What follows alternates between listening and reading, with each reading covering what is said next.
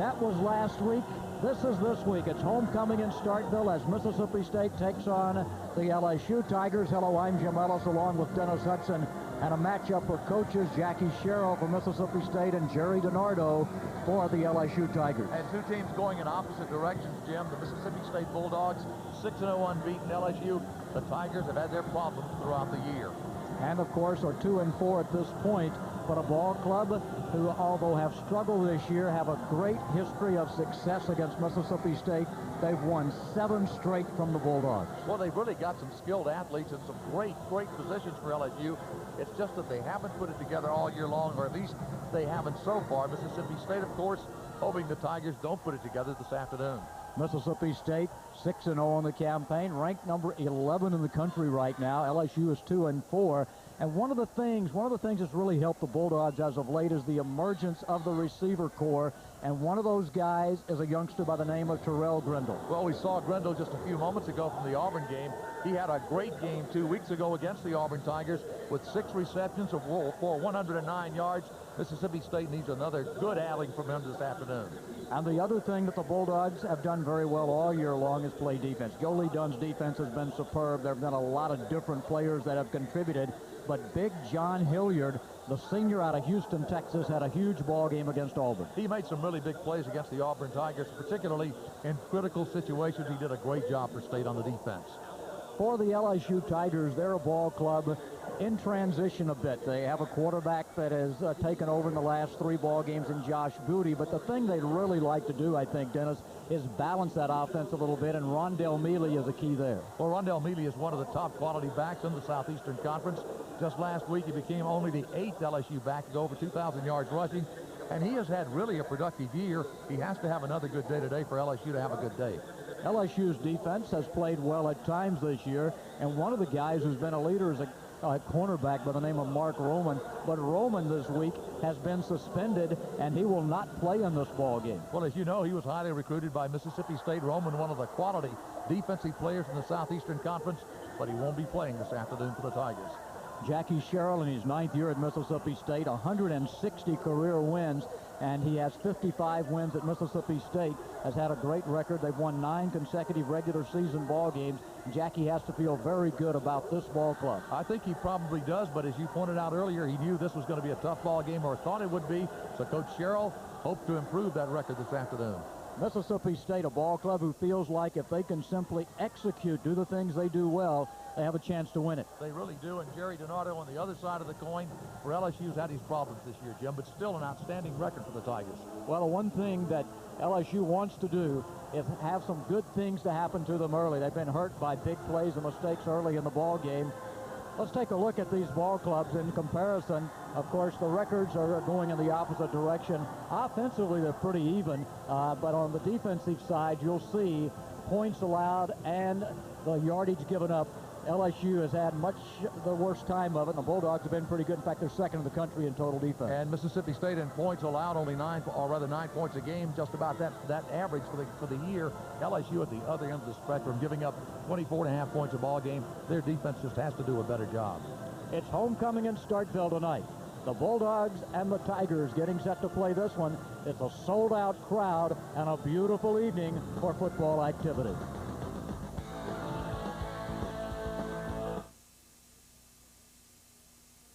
Hi, I'm Kenny Mayne along with Dan Patrick, who will now speak. Don't miss SportsCenter on ESPN and Comcast Cable. If I had one of those TV rating boxes on my television, the #1 show in the country would be 11 p.m. SportsCenter. Okay, maybe it won't hit #1, but it'll definitely give Dharma and Greg a run for their money.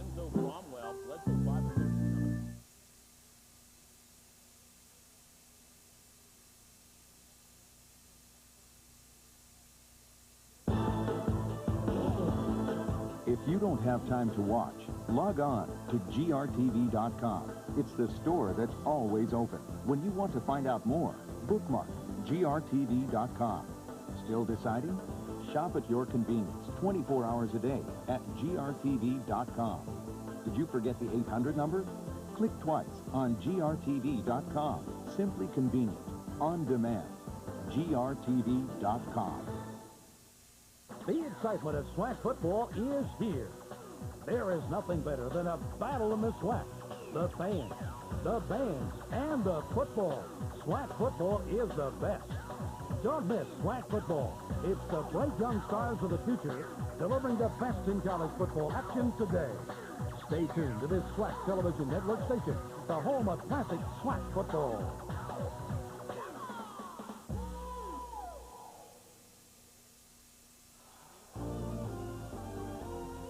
It is a sold-out Scott Field. It is homecoming for Mississippi State in the 1999 season, and the 11th-ranked Bulldogs are taking on Jerry DiNardo and his LSU Tigers and Dennis Hudson. This is a big ball game for both ball clubs. The Bulldogs try to stay undefeated, and LSU really needs to turn something around right now. Well, you get a good look at Jerry DiNardo. He is embattled as the LSU head coach. He is desperately looking for a win this afternoon. Mississippi State coming in, of course, as you mentioned, unbeaten, ranked in the country, number 11 team, and the Mississippi State Bulldogs take the field as Jackie Sherrill looks on here on the near side. Well, we had a very similar scenario last year in Baton Rouge, as LSU was reeling from 3 consecutive conference losses, and Mississippi State was 5-1 and 3-0 in the league. And as you know, LSU won that ball game 41-6. Let's take a look at the lineups. Mississippi State expected to start Wayne Madkin. Rainey will be the running back. As you know, Madkin injured against Auburn, didn't play the second half. Griffith is the fullback, and then a Bulldog wide receivers. Let's look at the line where the left guard, Mike Fair, has been very, very solid. He's played well. Womack's the big left tackle, and they flip-flop Shivers and Fairchild over on the right side. Here's the LSU defense. Mitchell, Burns, and Green, a good front three. The linebackers, Charlie Smith may be the best of that bunch. Lejeune getting his first start at linebacker today. And in the secondary, Davis will play because Mark Roman is suspended with the investigation taking place. The LSU Tigers prepare to kick off. The Tigers won the toss, elected to defer to the second half, so they'll be kicking to Mississippi State. Deep in the end zone, that's Huntington, who will not run it out. And Mississippi State will start from the 20-yard line as the Bulldogs, and that's a good weapon, and the wind's coming out of the northwest, and that one was plenty deep enough to prevent any run back. And a brisk afternoon. The temperature expected to fall throughout the early evening, and it's quite brisk up here in the booth, and Mississippi State will go to work offensively, and the LSU Tigers go to work on the defense. By the way, it's just around the 60-degree mark here at game time, but it is expected to fall into the upper 30s before this evening is over. First play from scrimmage, Madkin injured a ligament. They had to go in and put a pin in the index finger of his throwing hand. First play is straight up the middle to the fullback, Griffiths, bursting for 9 good yards before he's finally taken down. And the Bulldogs get a good play right in between the guards on the opening offensive play of the football game. Well, we knew that Mississippi State would probably try to establish the run. They do here. Good solid blocking up front. Justin Griffith gets the good hole, and then hard determined running works into the LSU secondary before the Tigers bring him down. Mooney, the center, had a good block on that play, big number 74. Second down and a short yard. That's motion from Love. Madkin trying to throw the screen. Does to Griffith. Got a block over the 35 to about the 38-yard line, and taken off his feet at that point. Smith, the linebacker, was one of those on the tackle. Mississippi State starting exactly as the Bulldogs had hoped. They are loosening up the LSU secondary, hopefully, with a screen pass as Wayne Madkin goes back to throw. Good protection, design play all the way to Justin Griffith on the left side. Gets a good block initially, then makes his way for the initial first down of the ball game. Bulldogs playing out of that I formation. Rainey, the deep back in the I formation. He's the senior out of Amory. And he gets the call and bounces off a tackler at the 40 for an extra 3 yards and a good first down pickup. Bulldogs doing exactly what they want to do, establish the running game, and LSU continues to have problems, particularly in the early going. This has been a trademark of the LSU team in 1999 en route to that 2-4 record. They just have some problems up front. Official is talking to Mississippi State. I did not see a flag down on the play, but it evidently has been dropped. May have been an offside against LSU. Foul was offside by the defense. Defense lined up in the neutral zone, 5 yards from the previous spot. Still first down.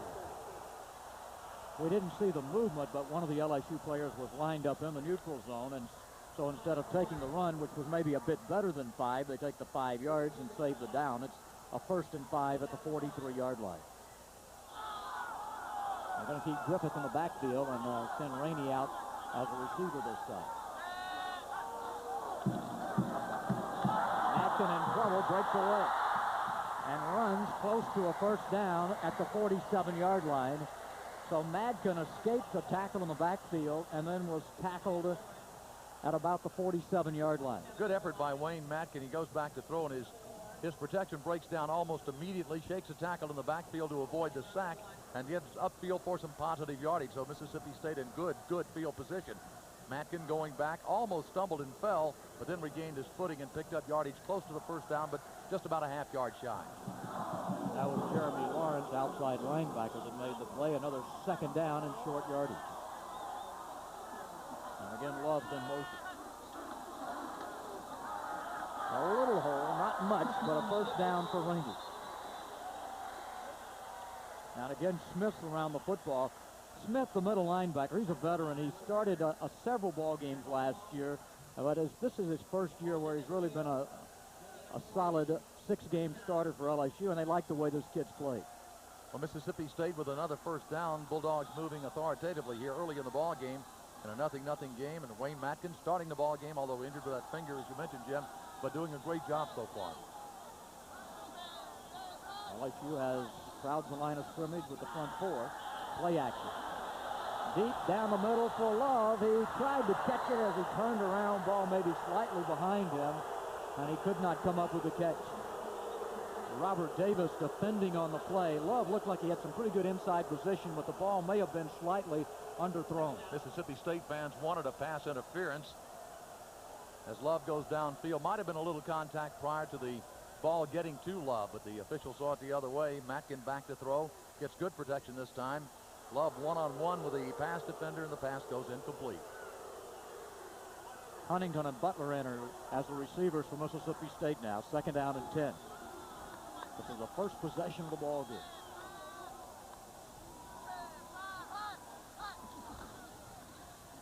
Madkin to Rainey, broke 1 tackle and will fight his way back to the line of scrimmage, but LSU got a lot of folks to the football.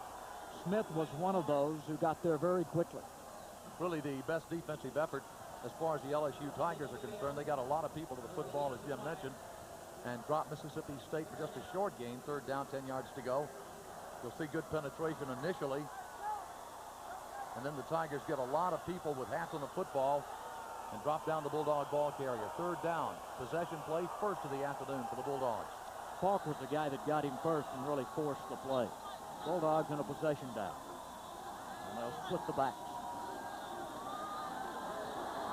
Now scrambling, and Madkin is in trouble and knocked down behind the line of scrimmage.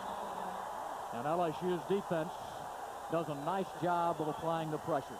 Barnes is the tackler. Miss Keenan Barnes, who is a Moss Point, Mississippi youngster. And the LSU fans in attendance like the play by Barnes, forcing Mississippi State into punt formation for the 1st time this afternoon. Bulldogs had a drive underway, but it stalls at their own 48-yard line. 4th down, 11 yards to go. Mississippi State will punt. Walker back to punt for Mississippi State. Jeff Walker punting for better than a 44-yard average this year. And he kicks that one, and it looks like he hit that one poorly. And going to dribble inside the 30 and end up down at about the 27. And LSU gets a little better position than you might think. And Walker is shaken up on the play. Walker is down. I did not see the contact. Nor did I. LSU might have gotten a hand on that football. It just looked weird coming off his foot and then downfield for a very, very short punt. And while they attend to Walker, Coach Jackie Sherrill looks on. Mississippi State and LSU scoreless early. We'll be back. On CSS, Monday night is volunteer night, with the man whose career record ranks 1st among active NCAA head coaches, the Phil Fulmer Show. Tennessee football. Can T. Martin and the rest of the Vols pull off another national championship? Watch CSS and find out. And UT Classics. Tennessee football too good to see only once. CSS, your sports authority in the Southeast. Comedy Central's The Daily Show with Jon Stewart, celebrity guest. Who wants to see more of me? I did enter the Tobacco Queen Festival in college for some extra cash. You win because you have a larynx. I didn't win. If you have trading cards of you, it's the only thing I've kept. The Daily Show with Jon Stewart, Monday through Thursday at 11 only on Comedy Central.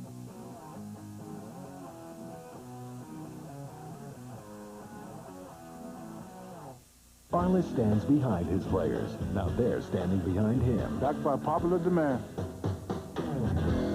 Arliss. I want Arliss. Agree. Arliss. Get me Arliss. A season without Arliss is like playing football without a jock. Arliss.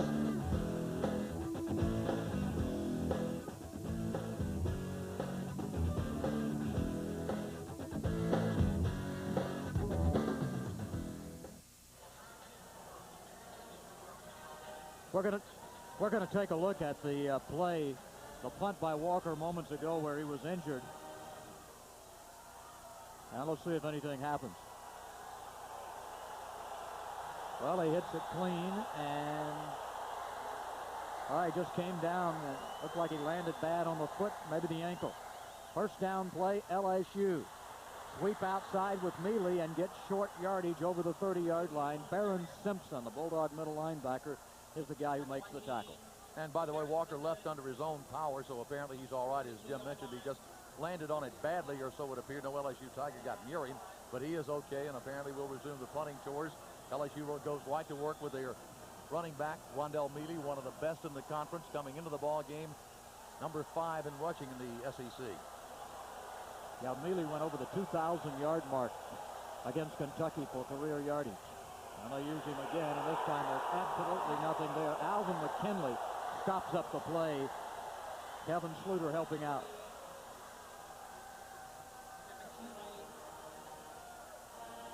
Let's take a look at the lineup of the LSU Tigers. Josh Booty's the quarterback. Banks is the big fullback. And, of course, Mealy the running back. Williams is the guy who heads that offensive line.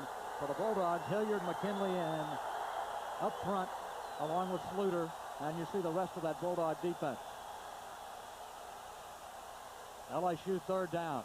Throw it over the middle. Tight end Royal is open, and he is going to get a first down out to the 40-yard line.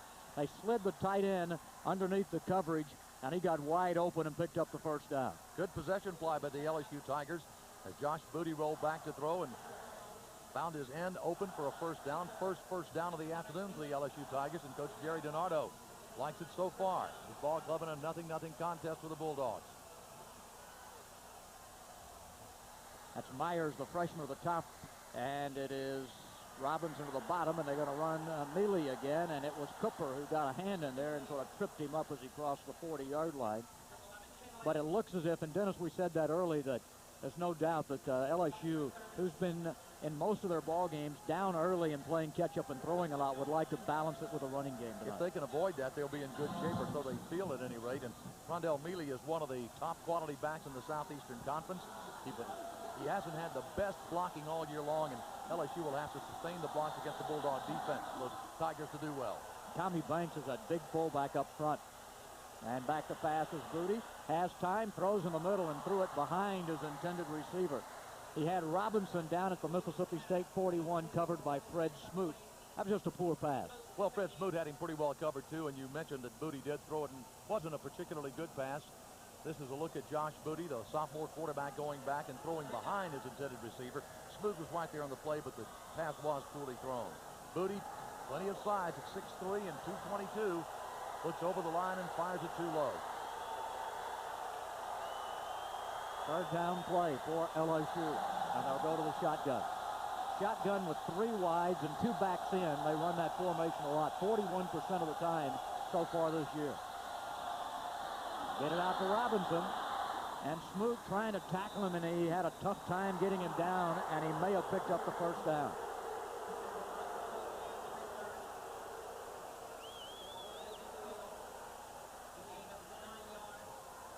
going to watch it again. Well, Fred Smoot initially had him short of the first down, but determined running by the LSU back. Here you see Smoot coming up. The big Prather will come into your picture and help bump him out of bounds, but not before the LSU Tigers got the first down. Well, back-to-back first downs by LSU. They have reached just the nose of the football in the Mississippi State territory. And they give it to Mealy again. He gets to the line of scrimmage, and McKinley bear hugs him right there after a gain, maybe a couple. Alvin McKinley, a junior college transfer from Holmes Community College, has really improved from his junior to senior year. He continues to do the job for Mississippi State. You see McKinley coming in to snuff the play after only a gain of about 1 yard. So Mississippi State's defense once again will go to work against the LSU Tigers on a little drive here early in the ball game. Roll out by Booty, finds Robinson, and the tackle is going to be made right along the 40-yard line by Robert Bean. But again, LSU is very close, may have a first down. Well, Robinson doing a good job of working the Bulldogs secondary and getting into the open field. Booty rolling to his right, throwing in the completion, and Robert Bean right there on him to make the play, but not before the LSU Tiger wide receiver gets the first down. 3 consecutive first downs for the LSU Tigers. They're on an early drive in this ball game, which is scoreless. Bulldogs picked up consecutive first downs and punted it away. LSU has come right back and put 3 first downs together.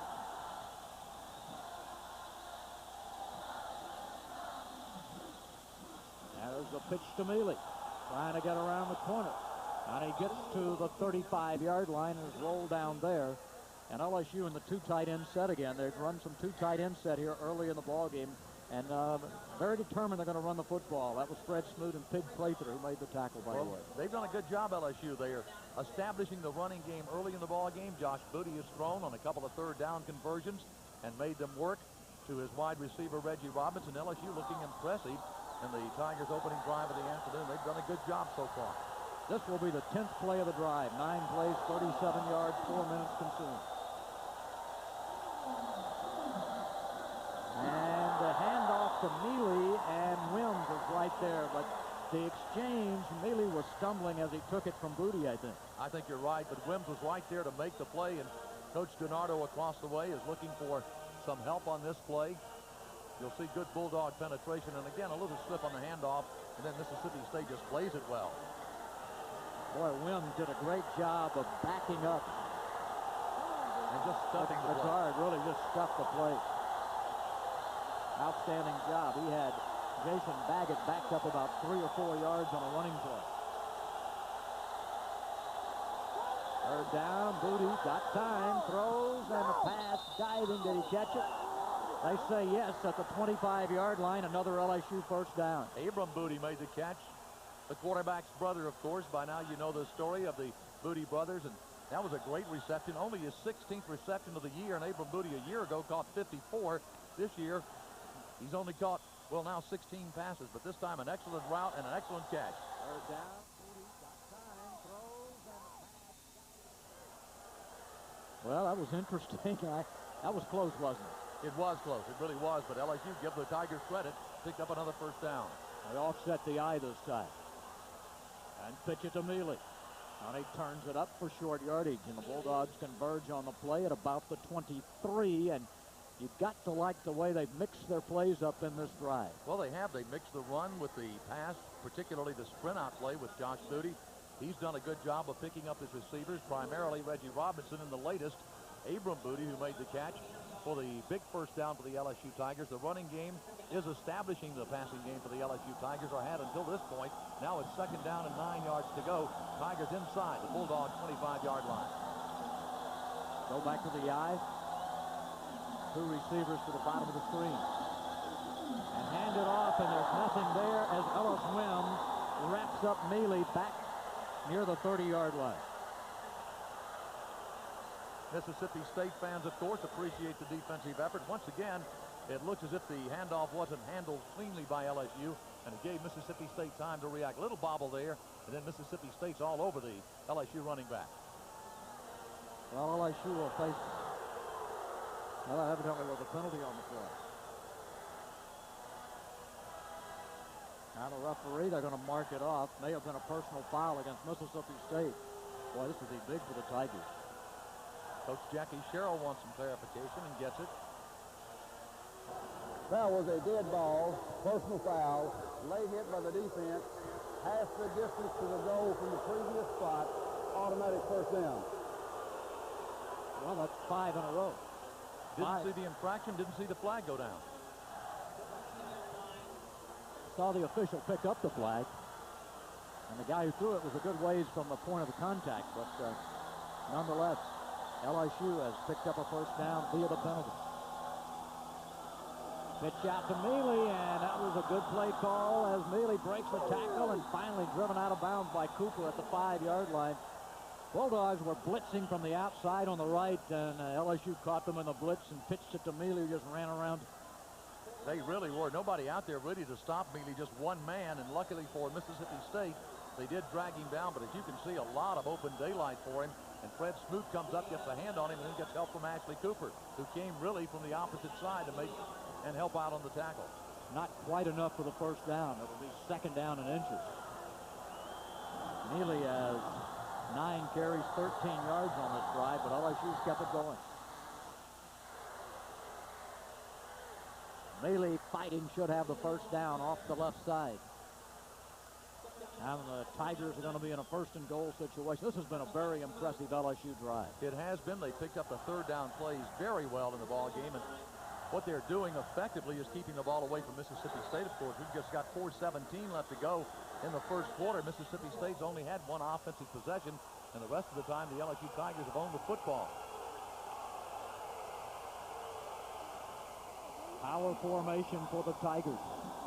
Now they give us to Mealy, and he crashes through for a touchdown. Just power football, and LSU has sustained the drive and taken the lead here with 4 minutes to go in the first period. Well, the LSU Tigers surely don't look like a 2-4 ball club coming into the contest this afternoon. They moved the football well. This is a good look at the touchdown power football, as Jim called it.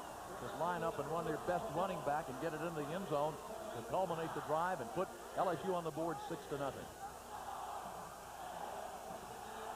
Good blocking, good running up front. Extra point, John Corbello.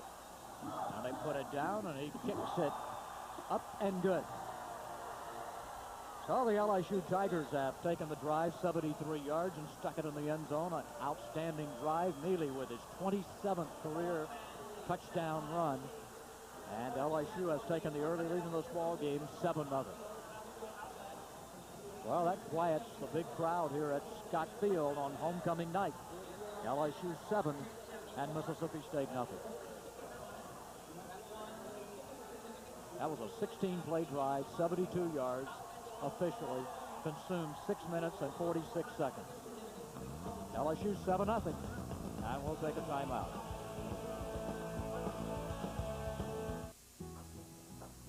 The kitchen's where we all come together. I learned so much about life right here. This is where I give my best advice. Like never serve anything but the freshest chicken. This Goldie chicken from Sanderson Farms. Like you, they believe the most important ingredient is freshness. What's the stuff? That's why you find Miss Goldie in kitchens throughout the South. No wonder it's the most crowded room in the house.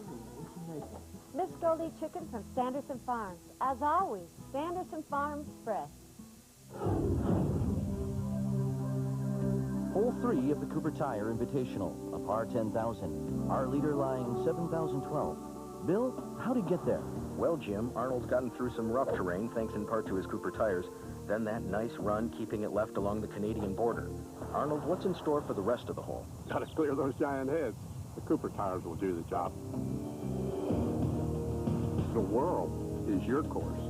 Drive on. Another Nokia discovery. Dead batteries are inconvenient. That's why Nokia makes wireless phones with more than 4 hours of talk time and 200 hours of standby time. Inspired technology with a human touch. Nokia. Connecting people. Visit any Bell South Mobility retailer and you could win a trip to one of these exciting games. Danny Boyd will kick off for the LSU Tigers, who have driven the ball 72 yards and put it in the end zone on their first offensive possession. And the Bulldog defense, Jolie Dunn talking with them right now. You cannot do your own thing on the house. Well, he is intensely talking to that defense. As Boyd kicks it out of the rear of the end zone, the Bulldogs start from the 20 for the second time in the ball game. I think Coach Dunn said, do what you're supposed to do, and only he and the defensive unit, of course, know what that is. We in the booth can say keep him out of the end zone, which is relatively easy to say, but quite hard to do. Coach Jerry DiNardo across the way has to be ecstatic with the way his ball club has performed so far, because as Jim documented in the opening of the broadcast, LSU has had problems early in games throughout the year so far. Consequently, they are 2-6 on the year, but if you can keep the Tigers in the ball game, or at least Coach DiNardo feels like if you can keep the Tigers in close, they've got a chance to win the ball game. Right now, they're leading it 7-0. Miller is the running back, and he gets the handoff and gets nothing. Absolutely nothing, because LSU stuffs the play along the 20. The thing about LSU in that previous drive is the fact that they balanced the offense. We talked about that.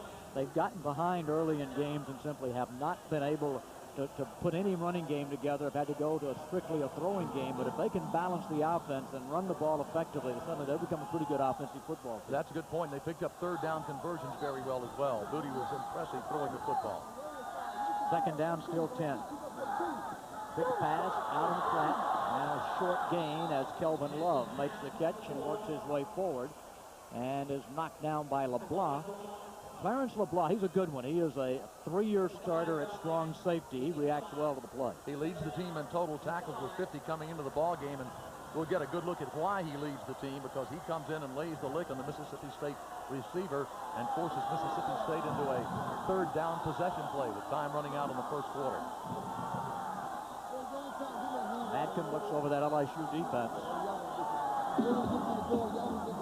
5 walked up on. Now they're backing it off to the linebackers. Blitz is on, and the throw is complete over the middle. And Prendle gets a first down as he did a nice job of scrambling up over the 30-yard line, and you have to like the way that Madkin picked up the blitz and threw underneath to Grindle. He handled the pressure well, and Grindle continues to impress.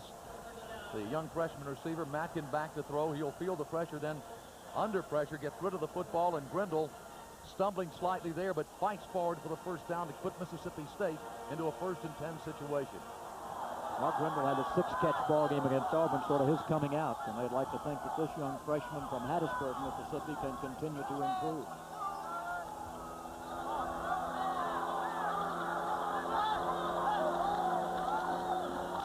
Madkin gives it to Miller. Miller trying to break a tackle and does, but can't get farther upfield as Ryan Clark does a good job with the free safety of coming up and finishing off the play. Clark read the play well. A couple of Tigers got to him early, but DeCenzo Miller fighting forward for yardage, but you'll see right at the last of the play as Ryan Clark comes in to lower the boom on him there and bring him down after a short gain. Good reaction by the LSU defense. Really, they played the entire play well. Bottled him up and then forced him to the outside, and then a lot of Tigers get there to make the tackle. 2nd and 7. Bulldogs working out of the I formation. Haven't seen much shotgun out of the Bulldogs so far tonight. Miller again, and nothing there. He may have gotten a yard. The Bulldogs did have some success in the opening drive of the ball game after the initial kickoff, but evidently LSU has tightened up, particularly in the middle, in Mississippi State finding the going just a little bit tough inside. DeCenzo Miller inside looking for running room. Just isn't much there. Yeah, Trevor Falk did a great job. He just stopped that play cold. He's a linebacker. And the Bulldogs now turn and call a timeout, but the official threw a flag. The clock was on 6, so that's may have been not breaking the illegal huddle substitution. Yeah. It looked like. I think they broke the huddle maybe with a dozen. We've seen that quite a bit this year, breaking the huddle with a dozen men. Dead ball, illegal substitution, breaking the huddle with 12 players against the offense, 5 yards from the previous spot, and still 3rd down. Well, the Bulldogs had earlier a penalty that hurt a personal foul after they had put LSU in a long yardage situation. But a personal foul at the end of the play, a dead ball foul, gave LSU a 1st down and down at the 15-yard line at that point in time to eventually score. Now the Bulldogs, who are in a third down conversion. This is they're 1 for 2 in the ball game. Throw it out, incomplete. He had Griffith out of the 30-yard line. Well covered on the play, though, by Fred Booker. Booker was right there, and Madkin's pass was underthrown. He was about the only man who had even a slight chance of catching the football. LSU had rolled back into a zone in the secondary. You got a good look at Fred Booker there. And LSU did a good job of covering all the would-be Bulldog receivers. And Jeff Walker's back to punt it away again for Mississippi State. He'll punt to Dominic Davis. Low snap. But he picks it up, and again, he gets a wobbly kick away, and it's going to bounce out of bounds at about the 45-yard line, and LSU again gets great field position, and Walker's hit two very poorly.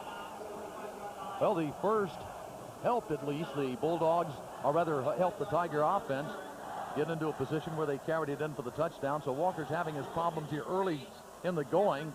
The Bulldog punter coming into the ball game averaging 44.7 yards a kick, but so far this afternoon he's had his troubles. LSU up 7-0 late first period.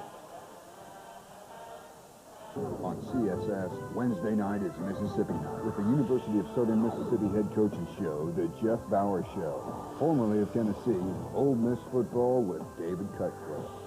The Bulldogs head coach, the Jackie Sherrill Show, and Mississippi State football. Do you believe the season these guys are having? Think they can keep it up? Watch CSS and find out. CSS, your sports authority in the Southeast. Cinemax is looking great. Oh, absolutely. And now there's more of it with Multimax from Cinemax. Sounds great. 4 different movie channels. It all starts with Cinemax. Got a different movie every night at 8. But if you want an alternative, there's more Max. Want to see stuff blowing up? There's Action Max. And if you want suspense, I love thriller movies. There's Thriller Max. 4 different channels for the movie fans. It's Multimax from Cinemax.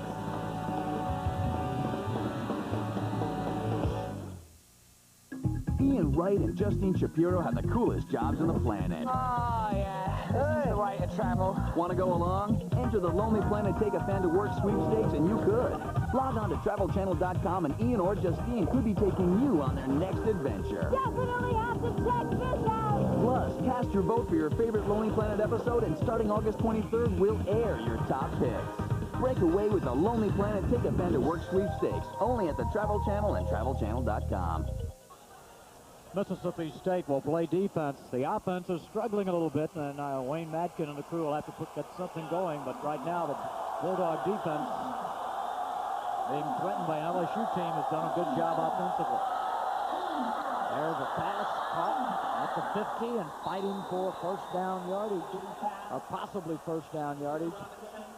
That's Reggie Robinson again, who's a sophomore receiver brought down by Tim Nelson and Barris Grant, who's playing middle linebacker. But LSU is getting a lot of cushion with their wideouts, and they're getting wide open. Particularly Reggie Robinson with his third or fourth catch of the afternoon. Mississippi State gets help to push him out of bounds, but not before the LSU receiver gets the first down and puts LSU in great field position, 1st and 10 at the Bulldog 45, and the Bulldog defense, ranked number 1 in the country, or rather number 1 in the conference in scoring defense, will have to go to work.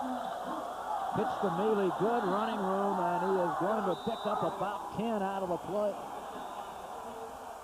Boy, they're putting 2 tight ends, really. Royal is, for all intents and purposes, a tight end. Rob Knight, I think, the guy who tripped him up. But they're winging Royal outside the tight end. So you've really got 2 tight ends, and you really stretch the field there. And they're doing a great job of running into the strong point of that formation. And that's all Rondell Mealy has to see is a strong part of the field and a little daylight, and he is doing a great job exploding into the secondary. Coach Jerry DiNardo across the way applauds the LSU effort. We've come to an end of the first quarter. Mississippi State trailing in the contest. LSU impressive, 7-0 leading.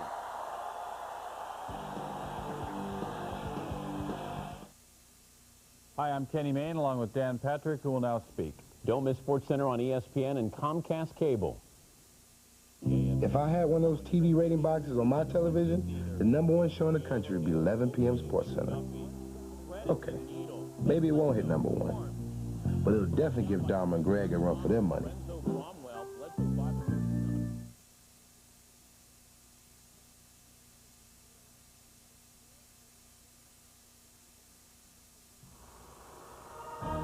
ESPN football continues to heat up the network Saturday from ESPN+. Iowa's first-year coach Kirk Ferentz and his go-to guy, running back Liddell Betts, bet they can push their competition to the limit.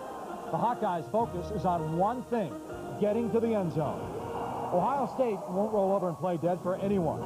The Buckeyes never lose sight of their goal, catch the football fever from ESPN+.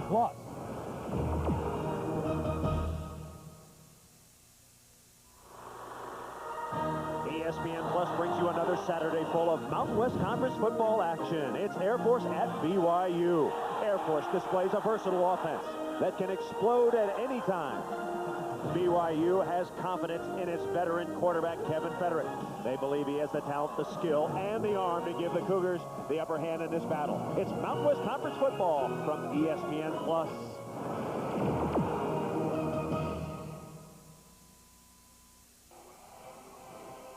LSU leads 7-0 as we start the second quarter of this football game. The Tigers definitely had the better of it in the first period.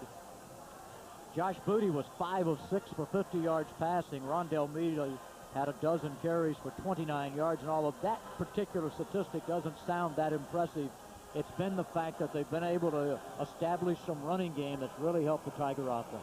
That's really helped them out, and this is an LSU team that we haven't seen perhaps since the Georgia game, in which they dropped that decision at a score of 23-22, and since then the offense particularly has been mostly listless if you talk to some of the LSU folks. But this afternoon, they have been scintillating.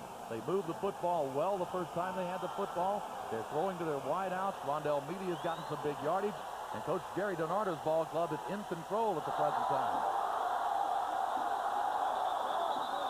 And flags are down as the play never gets underway, and I think LSU will be guilty of the infraction. They're using some 2 tight end, 2 receiver, 1 back formation. They've also, as we mentioned, taken a tight end and used him as a wing back outside the tight end. That was a good ball. Movement on the line. By the offense, 5 yards from the previous spot. Still first down. Really the first mistake the LSU Tigers have made this afternoon. There you see the movement as Booty grabs the snap with a split second after his offensive lineman had moved. So really the first LSU mistake of the afternoon. Tigers first and 15 now. Go to the I formation. Booty retreats and throws a little inside route. Bean is right there on the coverage, but the pass is caught by Myers, Jarrell Myers, and now a flag goes down.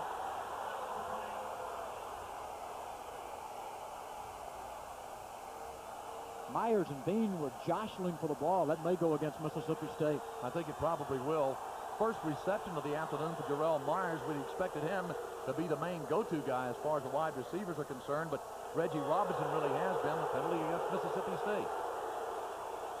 Here's the throw again as Booty goes back to throw it again. He gets good protection and wings it out there, and you'll see the defender, Robert Bean, and Jarrell Myers fighting for the football. That was a dead ball, personal foul, late hit by the defense, 15 yards from the end of the run, first down.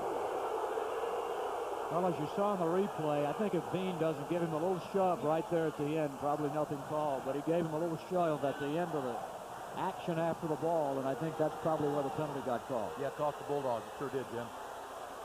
There's the 2 men fighting for the football. LSU obviously in possession, and Bean gives a little shove that results in the penalty. LSU in great shape, first and 10. Pitch it to Mealy.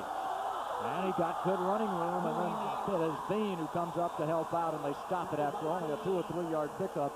There is a flag down. It looked like it was wide open. Bulldogs reacted well to the play. They did get to the football extremely quickly. It looked for a moment as if Mealy would carry close to the goal line. There's the pitch to the LSU tailback, and Mississippi State gets a couple of folks out there, Ashley Cooper and Robert Bean, and now penalty goes against LSU.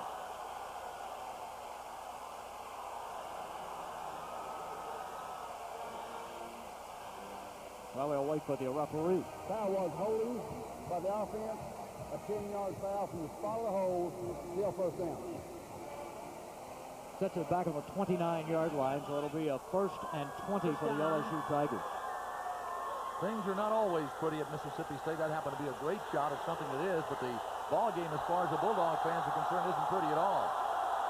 Shotgun formation. 3 wide, shotgun, 2 backs in to block. Little draw play, and Mealy is going to be knocked down.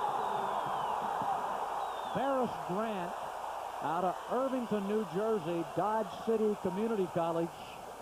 And he really reacted well to the play. Well, he made like a gunslinger from Dodge City on that play. Barris Grant, number 50, the Mississippi State linebacker, out of the shotgun. They try the quick little handoff to Mealy, and the Bulldogs sniff it out in a hurry. Grant puts the finishing touch on the LSU running back. That was Blade who had a hand on the ankle, but it was Grant who finished it off, as you mentioned. Bulldogs need a big stop here. Again, they pitch it to Mealy, and nothing there. A lot of folks to the football, led by Galladay, Kobe Galladay.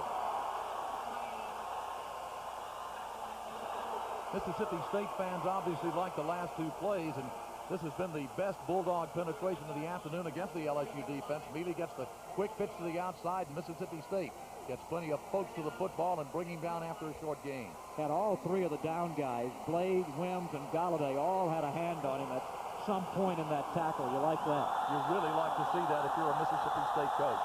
LSU's been 3 for 3 in third down conversion. Booty from the shotgun.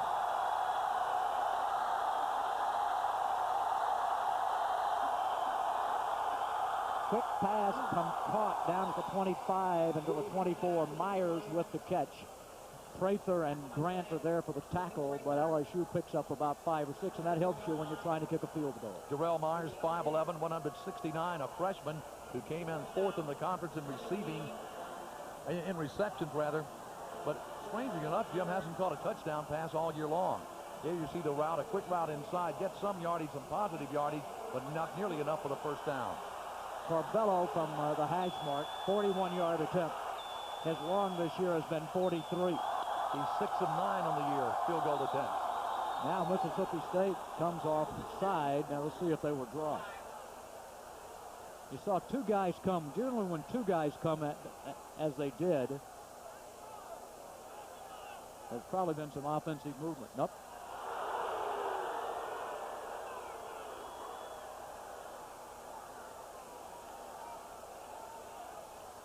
On the right defensive side, left offensive side. That was a dead side. ball, offsides by the defense, 5 yards from the previous spot, still 4th down.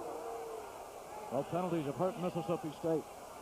Helped LSU in that first drive, although take nothing away from the Tigers. They did a great job of moving the football smartly down the field and scoring. Now have a chance to tack on the field goal. Try to make it a 10-0 ball game. Corbello's opportunity from 36 yards out now. He's got the leg. Did he kick it through? He did. LSU's up 10-0. Corbello with a 36-yard field goal to add to the LSU lead. So the Tigers do it again. He's now 7 out of 10 in the field goal department. Coach DiNardo welcoming his ball club to the far side of the field. And the LSU Tiger cheerleaders happy at the moment, of course. Their ball club up 10-0. And if you're a Mississippi State fan, this is what you did not want to see. LSU taking command early. Well, the Tigers are on top 10-0. We'll take a break. Somewhere closer than you might think, there's a place that's still so good and clean and fresh. A place where the memories are created every day. Call 1-800-ALABAMA and find out why Alabama is what you love about the South.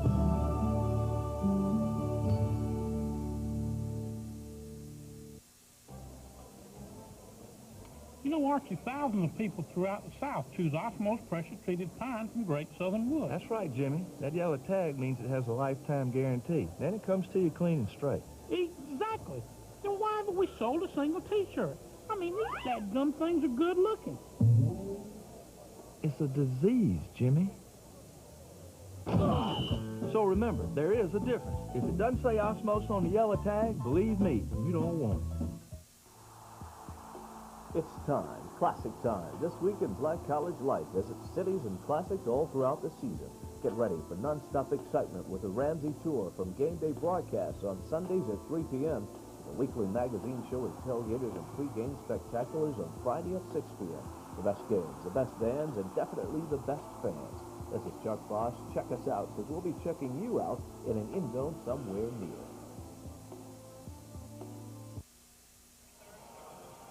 Well, Jerry DiNardo, I mentioned he's embattled coach of the LSU Tigers. He had 2 great years, by the way, with LSU. He won 10 games and 9 games on the 96 and 97 seasons, and then slipped to a 4-7 mark last year. And this year's ball club 2-4, but trying to right the ship, and so far doing a pretty good job of it here in Starkville, Mississippi, on homecoming night for Mississippi State. Yeah, Coach DiNardo considerably happier than he was a couple of hours ago. His ball club has come out trying to spoil the Mississippi State homecoming. Thus far, they've done it.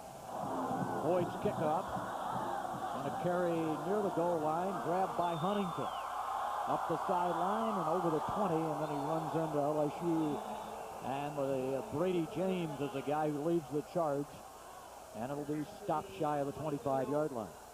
Well, this has been a ball game, as it so often is, regardless of the teams playing a field position. And LSU has enjoyed dominant field position in the first half of the contest, primarily due to the fact the Mississippi State punting game, which has been so strong throughout the campaign thus far, has really fallen off in this game, given LSU great field position on 2 occasions, and the Tigers have capitalized with a touchdown and a field goal, and consequently leading the ball game 10-0.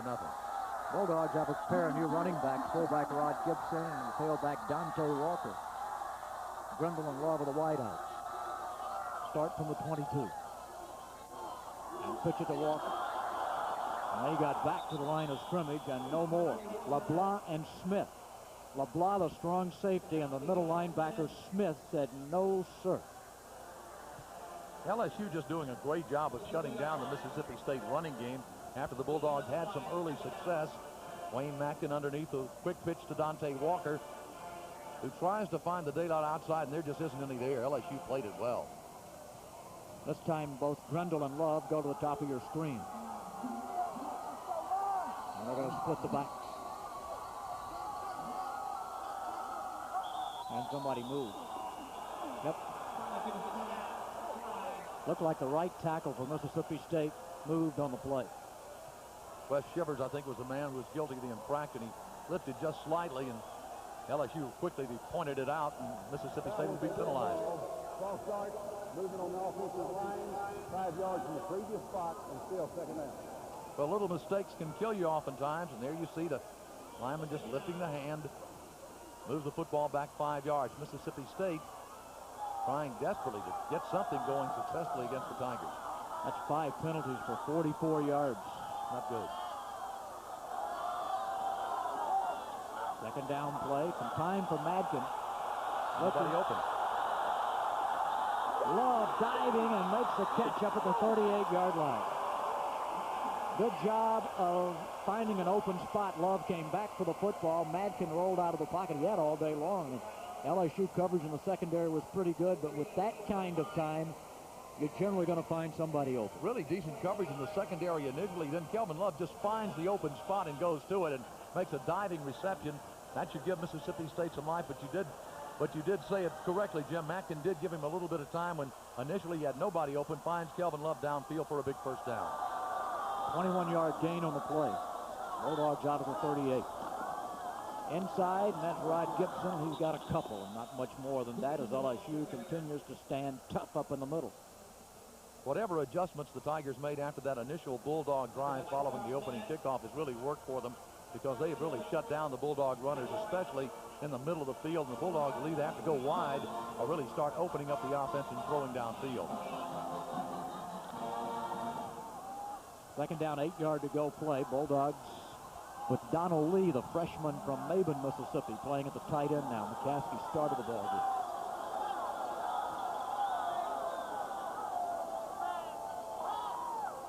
LSU shows blitz. Bulldogs run right into the blitz. Smith was the guy, the middle linebacker, coming up the middle, and Gibson ran right into him, and really he had a chance to go to his right, but he stepped back to his left, and that was the end of that. Well, Smith either read the play or just happened to be in the right place. I think he's showing blitz here. Number 35 lowers his head, and he is just there as the Bulldog carrier gets the football and just drives him back. A good play by Smith to stop the Mississippi State would-be drive. Well, third down play now. Bulldogs trying to convert a third down, trailing 10-0. with about 9 minutes to go here in the first half. Go to 3 receivers, 2 backs in with a quarterback. Shotgun formation. And timeout call. Well, that was about to go to all zeros on the board, and they averted a delay of the game coming. Really, you could see that coming. Wayne Matkin looked out there, and the defense had rolled back into a zone, it looked like, in the secondary, and he really just didn't know what to do. Coach Jerry Donardo across the way likes it. He's smiling. And why wouldn't he be? He leads 10-0. Yeah, it's a lot easier to smile when you're up 10-0 than down 10-0, and the faces are a little more grim on the Bulldogs sideline as Coach Jackie Sherrill and his receiver coach Craig Stump talked with Wayne Matkin. Well, you know, LSU's got some quality ball players at particularly the key positions, and all they have to do is put it together. They've been unable to do that for the most part throughout the year, but this afternoon they have looked impressive. They've made very few mistakes. I think 1 penalty is all they've had so far against them. The Bulldogs have had plenty of penalties, and consequently trailing the ball game 10-0. Well, it is 10-0 ball game. LSU Tigers in the lead. Let's take a break.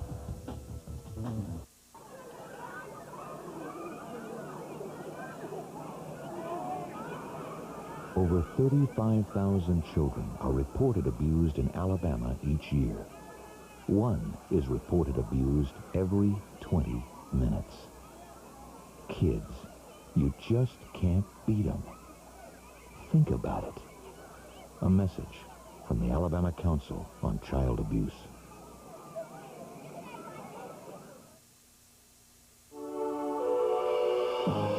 These are my kids. Their minds go a million miles an hour. When the cable company connected us to the internet, it really helped to keep the class tuned in. I want these children to have the very best tools to help them learn. Sometimes it's even hard to get them to go home at night. Good night, Will.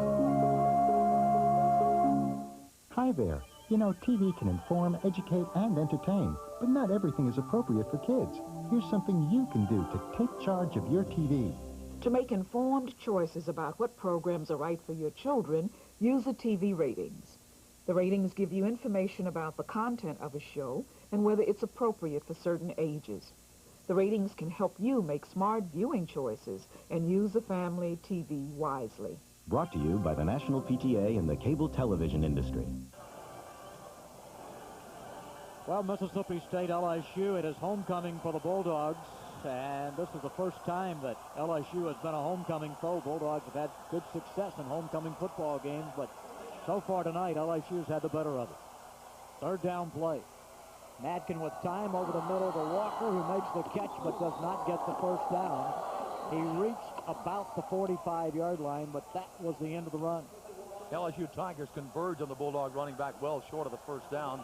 LSU quite content to give up the underneath route and then to shut Dante Walker down short of the first down. So again, Mississippi State forced into a punt formation, and the Bulldogs have their work cut out for them this afternoon. Trading in the contest 10-0 and about to punt the football away. Yeah, Walker's punted twice for about a 24.5-yard average, which is certainly uncharacteristic. This time he hits it well, sends it deep. Davis is the return guy. He catches it. He drops it. It's loose. I think LSU had it. And now the Bulldogs come up with it. Bender, the snapper, is the guy who came up with it. There's a flag down on the play. And they may rule that Mississippi State was within the 2-yard zone and did not give enough room on the catch. I think that's it, because he didn't obviously call for the fair catch. Mississippi State might have gotten there just a little bit too quickly, but it's hard to tell from that shot. Bender is the guy with the recovery. That'll be all for naught. Bulldogs, again, are going to be penalized. And LSU will have ball possession. That was an illegal violation by the kicking team, being within 2 yards of the receiver, 5 yards from the spot of the foul, followed by first down. Well, you couldn't be any more plain about it than that. That's the referee, Doyle Jackson, telling us that Mississippi State within the 2-yard area that the receiver will punt gets. You can't get within that 2-yard area until he's caught the football. Davis is now the running back behind Booty. Now he gets the call, and he comes out for a pickup of about 4 yards on the play. And that was Barron Simpson, who, by the way, made the semifinalists for the Butkus Award. Right, one of only 11 linebackers in the country to do that. Cut from the original 66 at the start of the year, so congratulations to the Bulldog linebacker. Started out with 68 and went to 11. That's correct. It's not bad at all. No, it's very good. That's very good for him. Second down play and about 6 yards to go.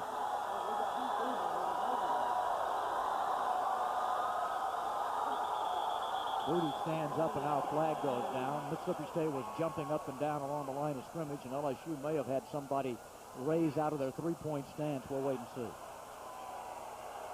I think that's what happened. That was a dead ball. False start. Movement on the offensive line. 5-yard foul from the previous spot. Still second down. Now LSU has 4 penalties for 25 yards. Bulldogs 6 penalties for 52 yards. Mississippi State, who's been penalized a lot this year, second most of any SEC ball club, and it continues this evening. It's Davis and a crowd, and he picked up very short yardage, and the whole interior was there to stop him. Well, Mississippi State needs a big stop here. The Bulldogs, working with only 6:48 to go in the second quarter, like to have the opportunity to get the football back and try to put something up on the board. Here's the handoff inside, and as Jim called it, just a number of Bulldogs there to bottle it up and drop the LSU ball carrier down after a short gain. Third down and a possession play, a situation that LSU has been very, very good this afternoon on. Well, they send a pair of receivers to the top of the screen and stay in the I formation. Booty back to pass, and he gets some time, and he throws it, and the pass is batted up incomplete. Bean knocked it away. Made a beautiful break on the ball, too, Jim. Got a chance for an interception. Well, of course, Bean had a great year last year in the interceptions, had 5 interceptions and returned them for the 136 yards. And that would have been big. And now it'll be the first punt for Gibbs tonight. Corey Gibbs, who leads the Southeastern Conference in punting. Pig Prather is back to receive the kick. A lot of movement. Flag is down. This play's been whistled dead. Gibbs went ahead and punted the ball, but we have another penalty.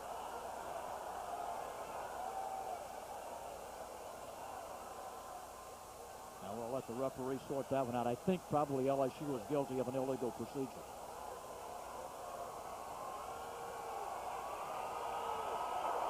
That was a dead ball. Movement from the offensive line. 5 yards from the previous spot. Still fourth down. Now Gibbs is fairly deep in the end zone to try to punt this one away. And he's punting into a wind that's blowing. It has calmed some, but it has blown up to 15, 18 miles per hour. Pressure, it's blocked.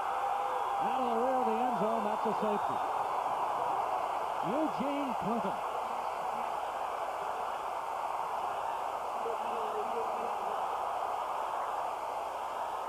Poetic justice, perhaps, Jim, because it was Eugene Clinton who got the penalty on the punt just a few plays ago, and there you see Clinton coming in to block it out of the end zone and give Mississippi State the safety. Here's the punt again. Back to punt, and Clinton is all over this football.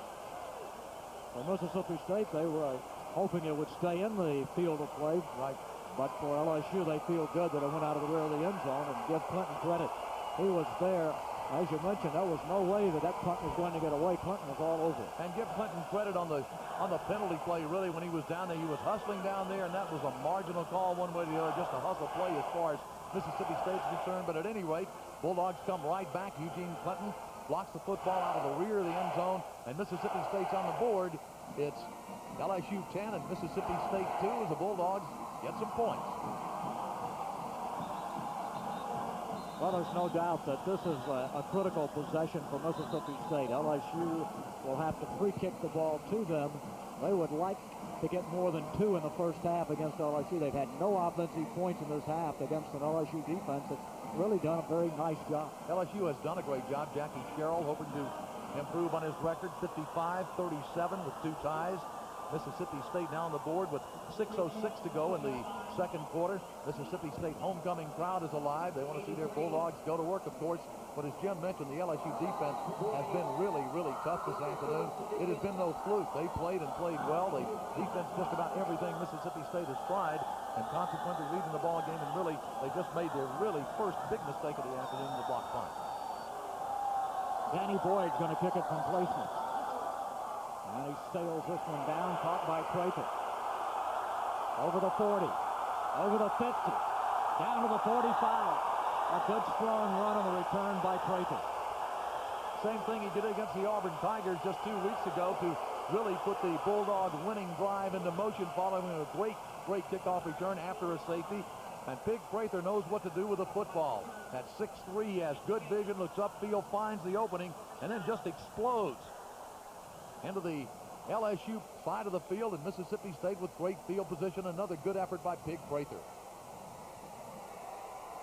Morsham hit him at about the 47-yard line in Mississippi State's side of the field, and he was still hanging on when he went down to the 45. Griffith and Miller in the backfield.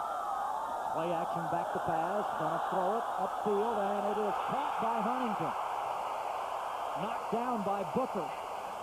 And that ball just floated in there. What a great throw by Wayne Mack, and he was going back. I thought he was going to be sacked and throw the ball in desperation. Watch this play as Matkin goes back. He's backpedaling, and then off the back foot, he finds Huntington, who makes a great reception between 3 LSU defenders. Matkin back to throw, off the back foot, and Huntington is right there to make the reception.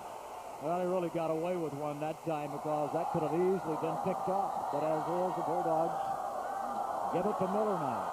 And he gets a couple of yards, and LSU just stuffs this after about a 2-yard gain. June was one of those who converged on the tackle. Dunson was the other. Dunson's a very active linebacker. He had a good game against Kentucky last week. All of those guys are active linebackers. They do a great job, I think, of reading the play and going to the flow and getting to the football and making the tackle. And once they put the hit on the Bulldog running back, they usually go down. They made some great stops all afternoon long. Well, LSU was up 10-0. They're punting out of their end zone. Eugene Clinton blocked it out of the rear of the end zone for a safety. And now the Bulldogs, after a nice return by Prather, are down on the LSU 30-yard line.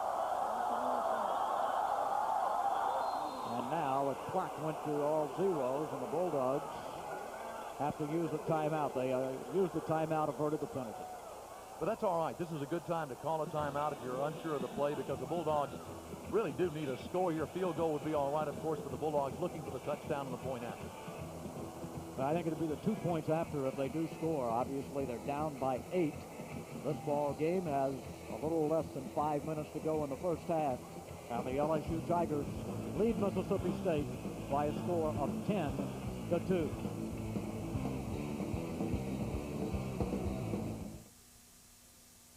Finding a good business consultant was easy with the Real Yellow Pages. Now I need a good idea where to meet for lunch.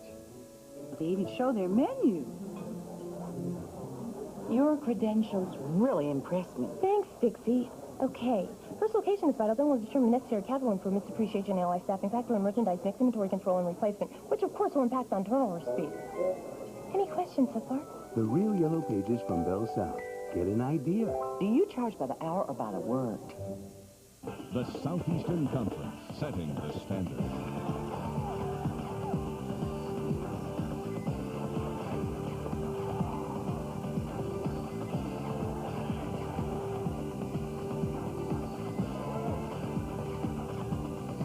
An unprecedented year in athletic and academic achievement. 12 member institutions committed to excellence and the promise of the future. The Southeastern Conference, where champions are made. At Bryan, we think there's a lot to like about living in the South. Outdoor grills, family fun, real good times for everyone. Down home cooking in a bun, that's what I like about the South. Bryan Juicy Jumbos have been a family favorite in the South for generations. You'll love them. Our family guarantees it. That's what I like about Bryan. That's what I like about the South. Mississippi State is in a second down at the LSU 30-yard line. And Butler off the play action, back to pass, looking, throwing, and the pass is going to be caught by Huntington again. A second fine catch by Larry Huntington. A couple of LSU defenders right there, Robert Davis being one. But somehow Huntington goes up and gets the football. This is really a great throw and a great reception. I thought LSU had a chance to pick it off. That pass is perfectly thrown between two defenders, and Huntington hauled it in. Good throw by Matkin, and a good catch for the Bulldog wide receiver between two defenders. Actually, three coming in on him. Went right over the strong safety LeBlanc, but Davis, the cornerback, defended. And the Bulldogs are on the LSU 15-yard line. Miller deep out of the I formation. And that's inside to Griffith, and there's not much there. He got about a yard, just a little fullback dive in the middle, and it's LSU stopped that play most of the night. State had good success on the opening drive of the night, Jim. When they got the initial kickoff, they ran the football and ran it authoritatively up through the middle between the tackles. But since then, since that initial drive, LSU has really shut down the Bulldog running game, especially up the middle. Bulldogs, as we mentioned before, probably have to go wide or just throw the football because LSU is really stacking up the middle against them. Well, the Tigers work out of a four-man front. Back a linebacker out of there. And again, Mississippi State trying to get the play away. The clock's down to 3. They're going to get it away. Play action, thrown in the middle. Butler couldn't get to it. In the end zone, Butler trying to reach the pass. Ryan Clark was trying to cut it off, defending as a free safety, but Butler was pretty open. Well, this is a funny game because Huntington made a couple of grabs when he looked as if he were well covered. This one, it looks as if Butler is wide open, but somehow the Bulldogs missed connections on it. Well, Bulldogs are only 1 out of 4 on third down conversions, and they're 3rd and 9 on the 14-yard line. Madkin's now 7 of 10 for 74 yards in the football game. Threw it just a little bit too far for Butler to reach.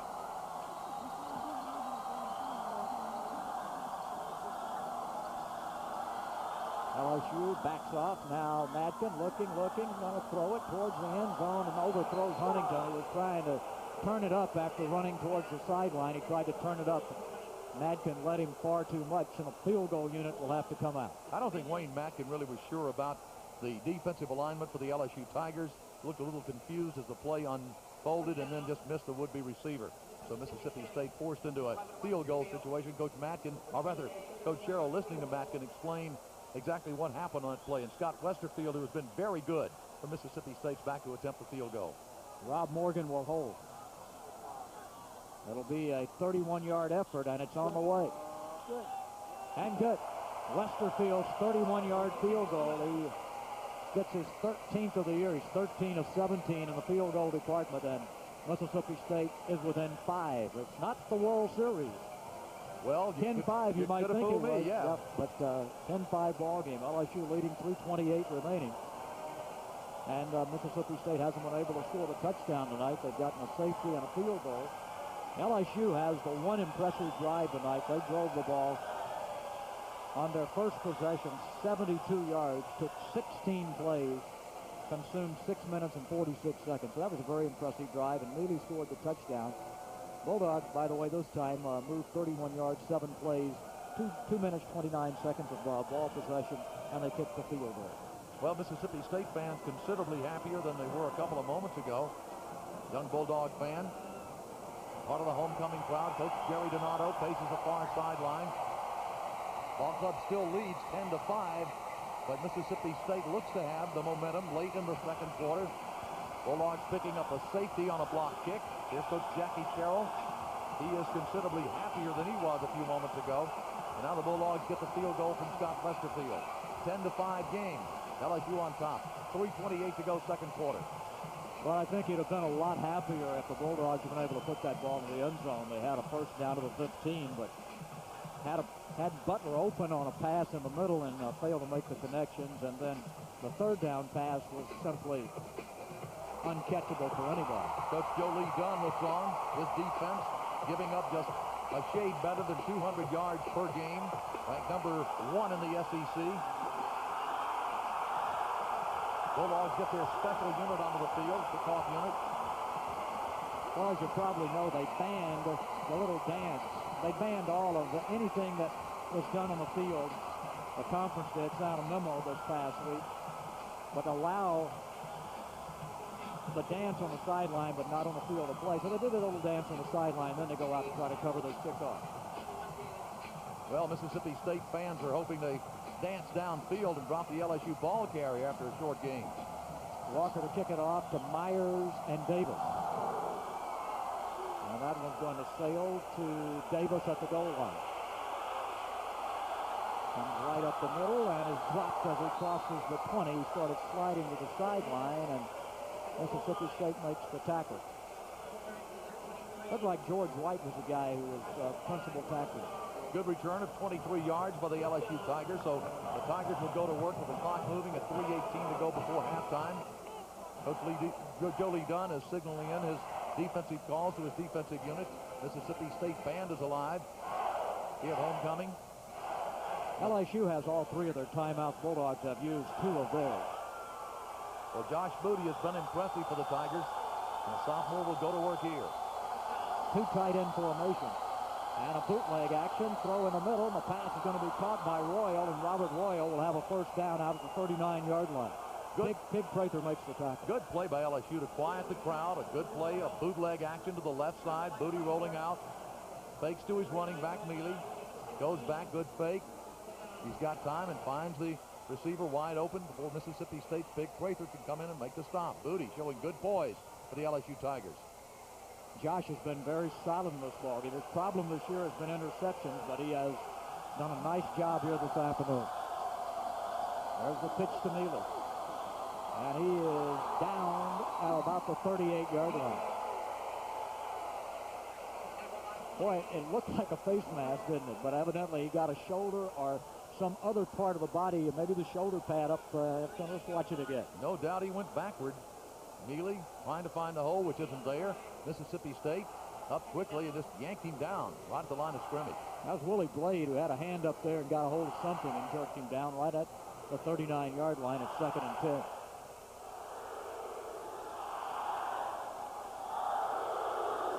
Three wides, one back.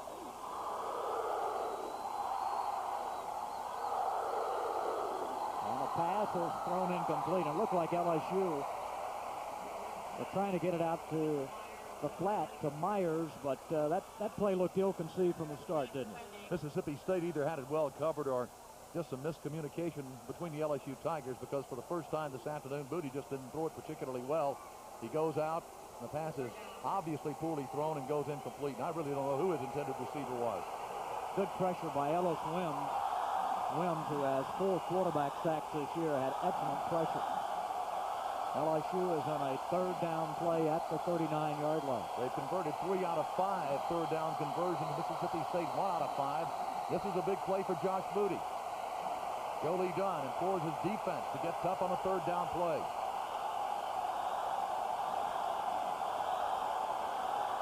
Booty is in trouble and dropped inside the 35-yard line.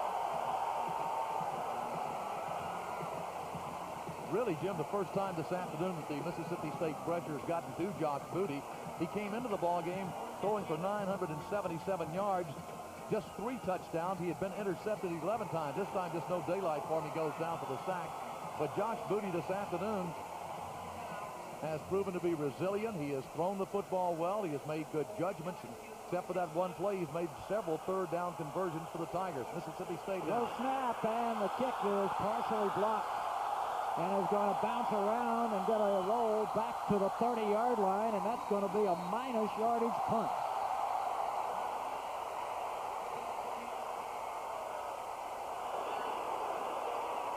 Well, Corey Gibbs has a flag down at the 30-yard line. I think Rob Knight may have got a hand on the punt. Low snap, first of all, and through the timing of the playoff. And you see the punt, as Jim called it, it rolls backwards, really, for minus yardage. Now we'll check on the penalty flag.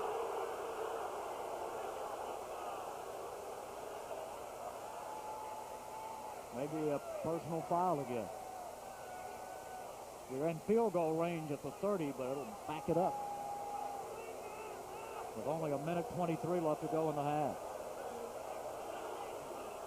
Believe it or not, I thought I saw a clip on that play. That was a good ball, personal foul, late hit by the receiving team, 15 yards from the spot of foul, Second or third time Mississippi State has been hit with a personal foul hitting late. Let's see if we can see what happens here. There it is right there. Jamal Dinkins comes in late, and the penalty flag drops. So the Bulldogs are at the 45 in LSU territory. Griffith, the lone setback. Madkin under pressure with time, throws, and is it incomplete? Yes, almost intercepted. Thought he had the interception. I'm not sure where. That the ball was really intended to have the tight end over the middle. But my goodness, the pass was thrown a long way from the tight end. Maybe you thought the tight end was going to break it to the outside. He just kept on continuing straight down the field. That's the only explanation, because there's no Mississippi State receiver in 5 yards of the football. Only LSU Tigers are there. Second down play from the 45. Good protection. Madkin starts to scramble, gonna run. And gets taken down inside the 40 at about the 38-yard line. Picked up 7 out of the play, but he'll be shy of the first down. The clock will run down under a minute to go now. Bulldogs will hurry up the offense. That was Ryan Clark who came up to make the tackle. Number 2, Ryan Clark. 48 seconds. Bulldogs in the shotgun. Bulldogs just 1 of 5 on third down. Madkin pumps, now throws. Griffith at the 35. And he runs out of bounds as he fought his way to the sidelines in the neighborhood of the 30-yard line. The Bulldogs do convert the third down. Good smart play by the redshirt freshman in getting out of bounds. Mississippi State down to their final first down of the first half. Madkin back to throw, pump fake there, and then swings it out to Justin Griffith, and watch Justin get outside and step out of bounds to stop the clock. Good effort by Justin Griffith. Well, he just fought his way through Davis. Damian Woods helped get him out of bounds, but he got his way to the sideline. Love goes with Butler to the top of the screen. That's Grendel at the bottom of the screen. Bulldogs have just 33 seconds and 1 timeout, and they're on the 30-yard line, LSU territory. Here comes the pressure. The throw is incomplete. Grendel inside the 20, and the pass was overthrown. He had to get rid of that one. One of the first few times this afternoon that LSU has sent their linebackers really on an all-out blitz, and their cornerback as well, putting good pressure on Wayne Madkin. Good call by the LSU defensive coordinator in putting pressure on the Mississippi State quarterback. Only 29 seconds to go before halftime. Well, you're down to the final 30 seconds of the half, and Mississippi State trying to put more points on the board. Have not scored a touchdown here in the first half against LSU. Have a safety and a field goal. Down 10-5.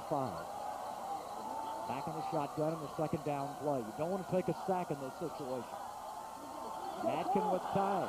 And he's now in trouble and tries to throw it, and the ball is loose, and they're going to say incomplete pass. Mississippi State might have gotten a break on that one. It was very difficult to tell whether Wayne Madkin was in the process of throwing the football. I think the officials ruled that he was. That call could have gone either way. Could have gone as intentional grounding, but evidently they felt like he had a receiver he was trying to get the ball to, and the Bulldogs in another third down conversion. Madkin back to throw. Good pressure by LSU. Still got the football. Still, there's a face mask for one thing. Yep, not called. Now he's looking. Now he's trying to throw the ball, and the ball gets knocked out. He had just started his hand forward, trying to whip it out, I think, to Rainey, who was out in the flat. LSU is offside, and Madkin is going to be sacked, but it's obvious the Tigers had broken early with an outside blitz. Mississippi State had a man standing up, though, Jim. I don't know how this call is going to go. We'll have to wait and see. Well, LSU, no doubt, was offsides, but they're going to claim that a Mississippi State Bulldog pulled them offside. That's going to be a dead ball either way, whether the penalty goes 5 back or 5 forward. Now the officials huddle up on it. And the clock shows 20 seconds. Center, now it looks like both, the center picked his head up. He can do that, but then the left tackle stood up. LSU had a guy coming. Let's see the call.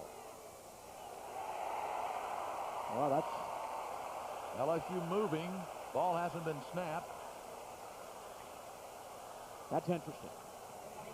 I'm not sure which way that should have gone. I'm with you on it. Foul was a dead ball, offside by the defense, 5 yards from the previous spot.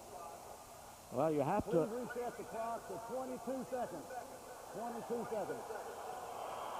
What has to have been determined was that the LSU player was already offside before Mississippi State moved. Either way, it was close, though. Mississippi State gets a break on it, and the clock's going to be reset to 22 seconds, but still the Bulldogs will be facing a third down situation. And LSU has stepped in and called a timeout with that 22 seconds remaining.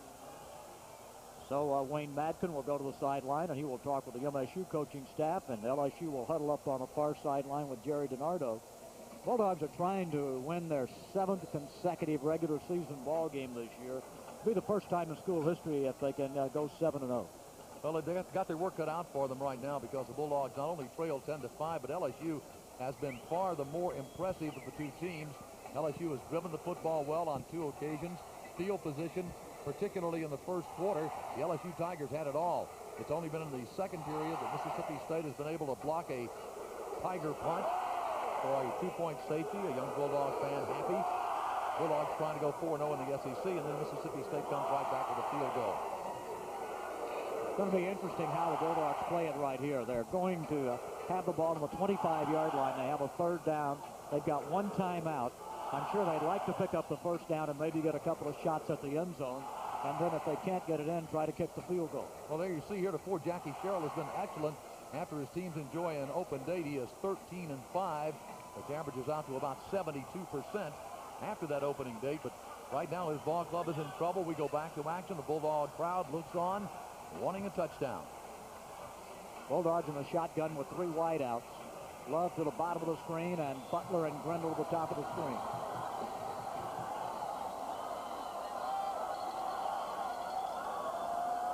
Big play right here. LSU shows blitz. Madkin gonna throw it over the middle. Love got it inside the 10. First down at about the 5-yard line. Great job of getting rid of it under the blitz. Good throw by Wayne Madkin, who was under pressure. Kelvin Love, a quality receiver, of course, ran a good route inside, a quick post.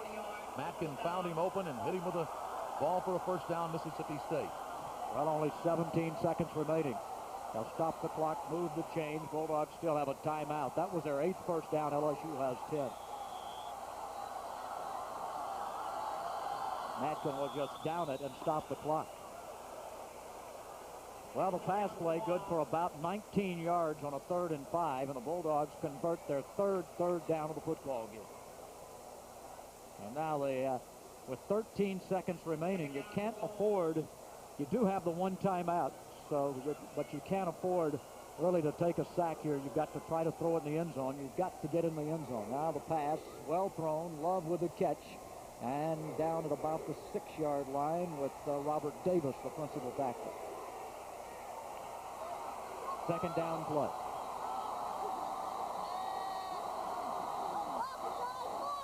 Quick step, throw into the end zone. Love can't get to it. He threw it up for grabs, but he threw it too tall for either the defender Davis nor the receiver Love. Now it's 3rd down. Good no call by the official. I think both men were grabbing for the football. Madkin goes back, throw a little fade route into the end zone, looking for Kelvin Love. Pass goes incomplete. Just threw it a little bit too hard on the play. Madkin, by the way, is 9 of 17 for 101 yards in the ballgame. Well, you take a shot at the touchdown here, and then if you can't make it, you hope to get 3. Madkin looking. Throws into the end zone. The ball tapped and intercepted by LSU.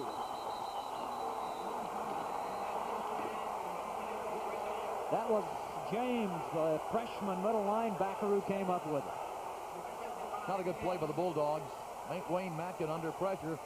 Rolling back to throw, rolling to his right. And just throws the football almost in desperation, trying to get it to Kelvin Love. But 3 LSU Tigers right there. Ball tipped up in the air, and LSU gets the interception, a big interception for them. Madkin back to throw, under pressure.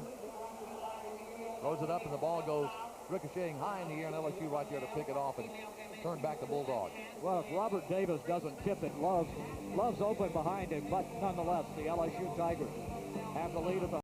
Well, the LSU Tigers won the opening toss and elected to defer to the second half, and that means that they, with a 10-5 lead, will get the football.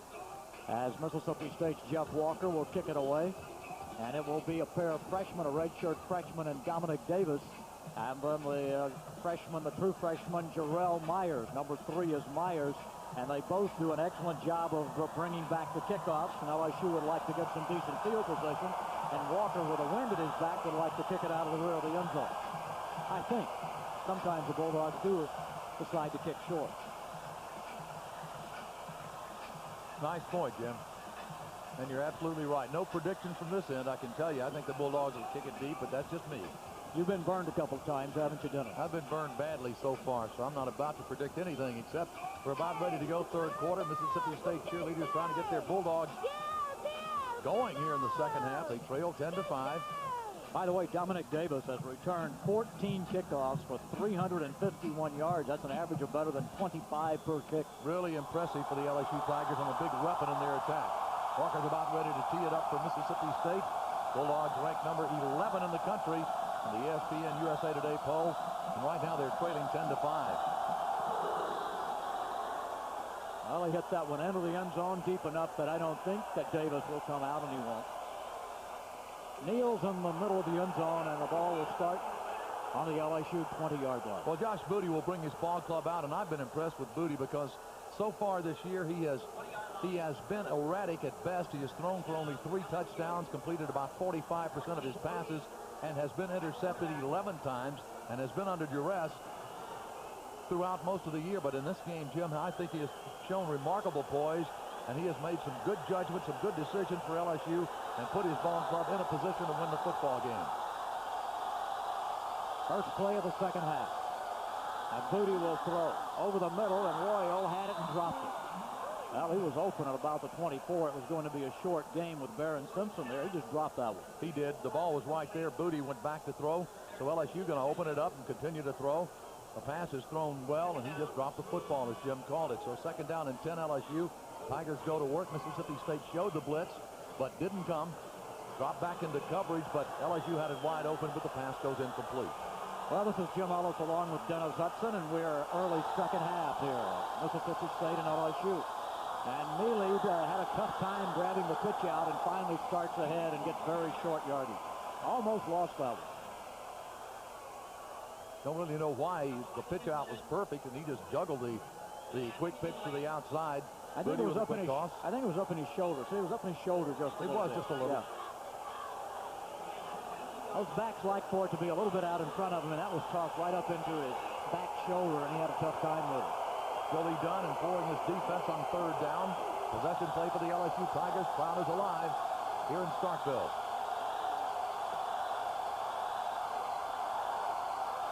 Bulldogs coming on the outside. Booty gets rid of it, though, and throws it incomplete. Cooper was coming on an outside blitz. Tried to get it to Royal again. Bulldogs covering with Nelson. One of the few times this evening at Mississippi State has really pressured Josh Booty, but he hung in pretty well against the pressure, but threw it low and incomplete. Coach Jerry DiNardo across the way, still facing the sidelines. His ball club still leads, but now will be forced into punt formation. Fourth down LSU. Gibbs has had one block, but he's going to get this one away, and he goes down, but the ball was touched by Mississippi State. No flag, short kick, and it's going to roll up to the 44-yard line. Somebody got a hand on the football. They did, and Mississippi State gets a great opportunity to start the third quarter in beautiful field position.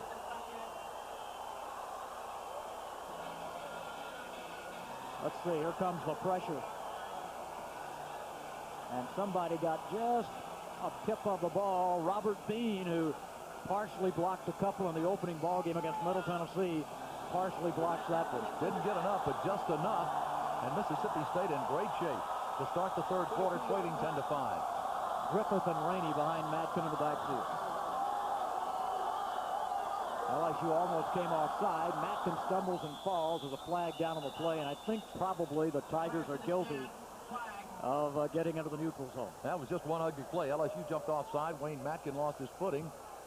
Fortunately for the Bulldogs, the LSU Tigers appeared to jump offsides.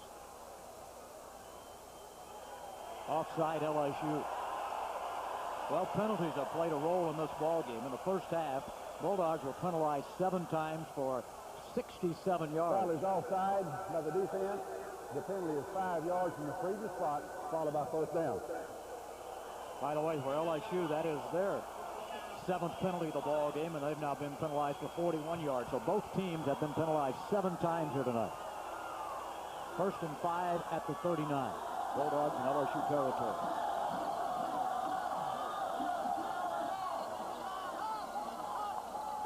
Madkin pitches to Rainey, looks for a running room, and tries to get back to the line of scrimmage with no avail. Boy, good job. Johnny Mitchell coming across, doing a nice job. Well, not only is LSU plugging up the middle against the Bulldogs, they're playing the toss sweep pretty well as well. Just no daylight for the Bulldog runner, and LSU got a number of yellow hats in the vicinity of the football and knocking down, actually for a loss of a couple. Now lost back across the 40. It'll be a 2nd down. About 7 yards to go. Madkin may be changing the play on the line of scrimmage. And it's Rainey again with a little running room this time, and he darts forward close to the 35-yard line. Good job by Rainey to sneak through and pick up short yardage out of the play. Well, for the first time here in the 3rd quarter, Mississippi State gets a good running game going as Rainey finds a little daylight and just scampers forward for positive yardage close to the first down, about a yard shy, though. Mississippi State 3rd and 1. Very important 3rd down conversion. Ball shy of the 35, has to get to the 34, about a yard and a half shy. Motion with Law. And Rainey again, and he fights his way back to the line of scrimmage, and I don't know whether he got a first down or not as LSU stops it up once again. Looks to me he's a little bit shy, Dennis. Well, the motion didn't bother LSU at all. The Tigers just stayed in their base defense and played it one-on-one, slanted inside to the wide side of the field, and then just dropped Rainey after a short gain. It's 4th down and short yardage. 4th down and about a half yard to go. No more than that. Maybe not quite that much. Bulldogs bring in the blockers and looks like they'll get into a double tight end set. Everybody in tight. Get Williamson and Rod Gibson up in front of Griffith. Give it to Gibson, gets outside and gets the first down. Rod Gibson runs from right to left into first down territory, and the Bulldogs needed to pick that one up badly and convert to 4th down. They really did, and good work by Mississippi State in cutting into the outside. LSU had the middle blocked up pretty well, and then Gibson just hog-tied down, but not before the first down is earned. LSU banging it inside, had everyone pulled in. Bulldogs both ends in tight, and the Bulldogs do get enough yardage for the first down, the big first down in the ball game. That was Fred Booker. I bet he didn't call that hog-tied, though, when he took him down. First down play. Play action, rolls it out, looking. Madkin throws, and the pass is going to be intercepted. Well, he was trying to get it to the tight end, McCaskey, and it was Ryan Clark, the free safety, who came up to intercept. McCaskey downfield inside the 20-yard line, and Madkin probably made an ill-advised throw that time. Yeah, the bootleg action, as you called it, trying to hit McCaskey. He was a big target downfield, and LSU just stepped inside. Here's the roll to the right after the fake, the bootleg action. Madkin throwing on the run. Throws it right into the hands of the LSU defender. Good break on the football by LSU. Well, the Tigers back in business. 2nd time the Bulldogs have thrown the interception down deep in LSU territory. Rolling out, Booty throws, and the pass is caught. That's Royal, Robert Royal, who's a fine receiver. Pig Prather and Tim Nelson bring him down. Booty got that one in there, and he didn't have much room for error that time. He had no margin for error whatsoever because Pig Prather was right there on it. In fact, I thought he might have a chance for the interception. There you see Booty, well thrown by the LSU quarterback. LSU picks up their 11th first down of the ball game, an 18-yard forward pass. Just a beautiful throw by Booty, good reception. LSU in business. And there's Neely finding good yardage up over the 45.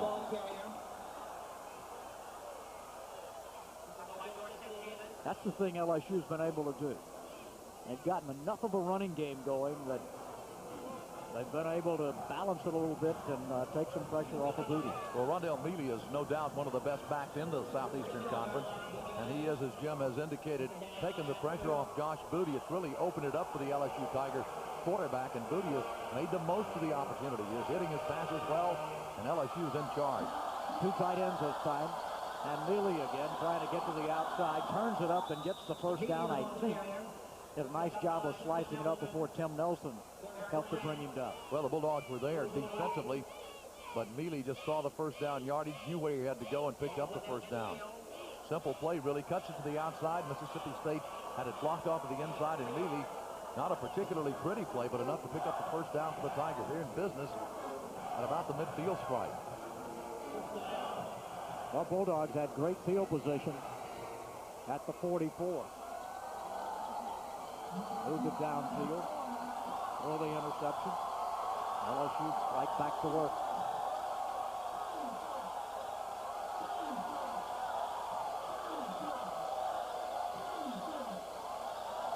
Booty goes back. Bulldogs show blitz. Booty trying to run, and he is tripped up by Barris Grant, a middle linebacker. Bulldogs brought the strong safety from the outside, Cooper, and Booty did a good job of sliding inside that and trying to find open daylight, but Grant closed well. Well, Barris Grant finished him off. Josh Booty is flushed out of the pocket. You see Ashley Cooper coming from the right side of the screen, chased out, then Barris Grant runs down the LSU quarterback. Loss of about 3 on the play, 2nd and 13.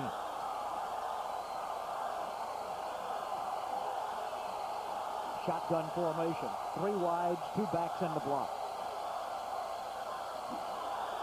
Booty trying to get it to Mealy, and Cooper is there on the defense, well defensing the play at the 40-yard line. That would have been a loss had Mealy been able to hang on to it. Good play by Ashley Cooper, because Mississippi State was sending the defenders and putting the pressure on the LSU quarterback. Mississippi State gets good pressure.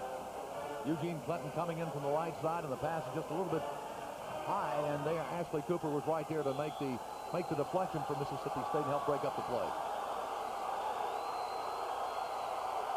Third down play. Big play for LSU. Big play for the Bulldog defense for that matter. It really is.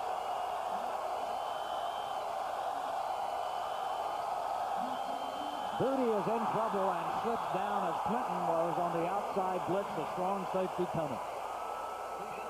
Second big play of the night by Eugene Clinton, who blocked a punt earlier for LSU and blocked it out of the, or rather for the Mississippi State Bulldogs against LSU.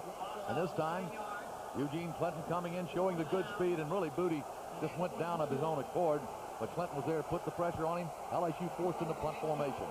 Low snap, and he gets it away, and Clinton runs into it.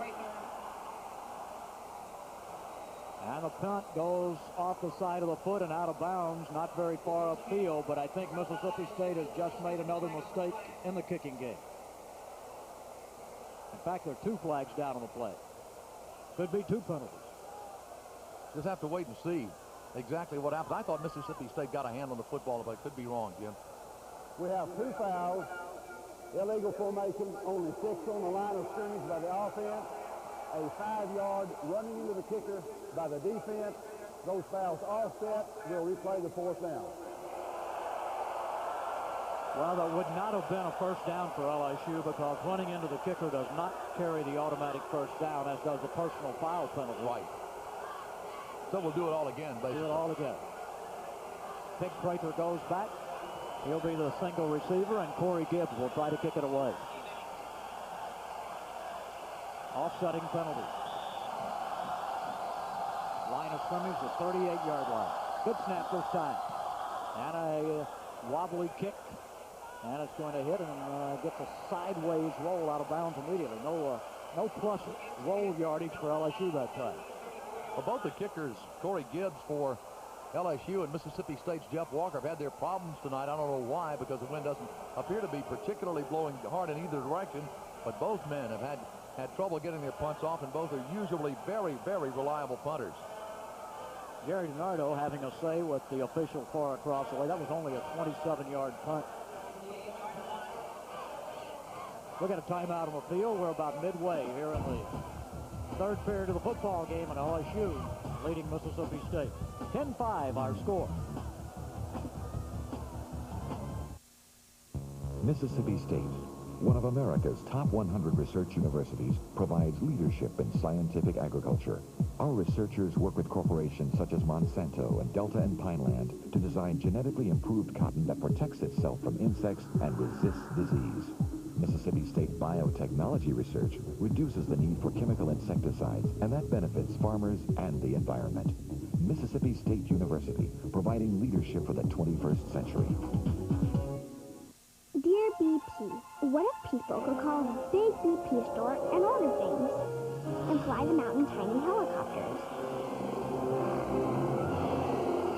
That way people could go where they're going faster. Signed, Lauren. Dear Lauren, our BP stores are designed so people can fly in, get what they need, and fly out. As for your idea, it's growing on us. BP, we keep you moving. Here at the first hole of the Cooper Tire Invitational, a par 8,000. Quick update. Earlier leader Arnold Palmer from in front of a pesky giant O. Then he found the rough, and lots of it. Yet he seems to be moving along quite well. Bill? Thanks, Jim. Arnie, what are you using on this rough terrain? Cooper tires. All right, you heard it. Arnie, line 6020. The world is your course. Drive on. At Brian, we think there's a lot to like about living in the South. Outdoor grills, family fun, real good times for everyone. Down home cooking in a bun, that's what I like about the South. Brian Juicy Jumbos have been a family favorite in the South for generations. You'll love them. Our family guarantees it. That's what I like about Brian. That's what I like about the South.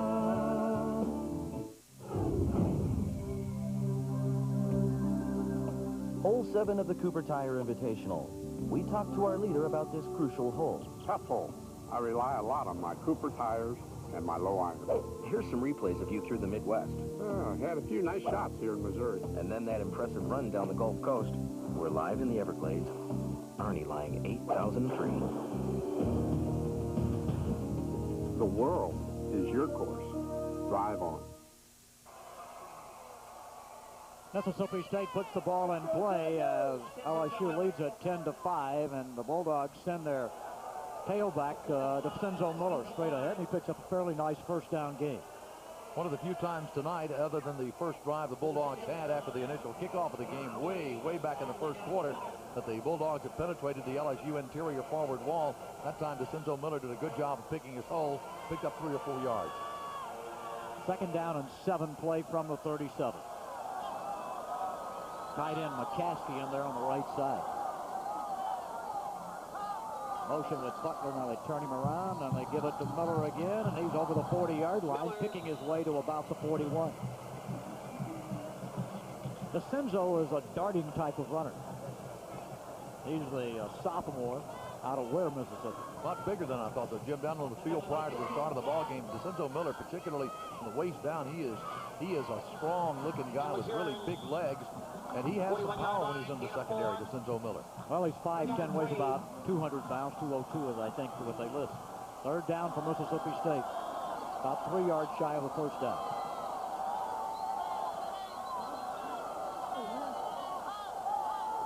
Matkin gives it to Miller again. Now, I don't think he got it. He got to about the 43, and then LSU pushes him all the way back to the 35. Kareem Mitchell just kept carrying him back about 7 or 8 yards.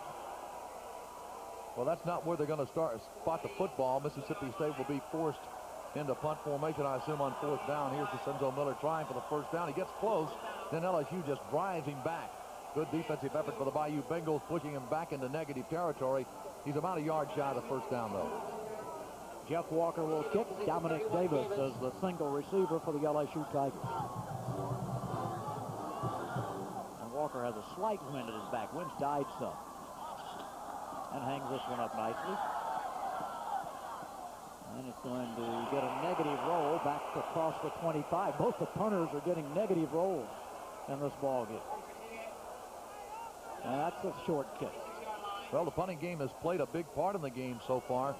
2 short kicks by Mississippi State in the first half led to 10 LSU points. And LSU had all of the field position in the first half of the ball game.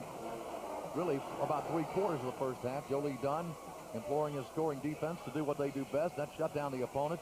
Ranked first in the conference, fourth in the country. That was just a 32-yard kick. Walker's way below his average, and so is Corey Gibbs for that Both matter. men are. Well, it's a 10-5 ball game. That's right where we were at halftime. Neither team's been able to score here in the third period, which has about 6 minutes left. Hi, I'm Kenny Mayne, along with Dan Patrick, who will now speak. Don't miss SportsCenter on ESPN and Comcast Cable. If I had one of those TV rating boxes on my television, the #1 show in the country would be 11 p.m. SportsCenter. Okay, maybe it won't hit #1, but it'll definitely give Dharma and Greg a run for their money.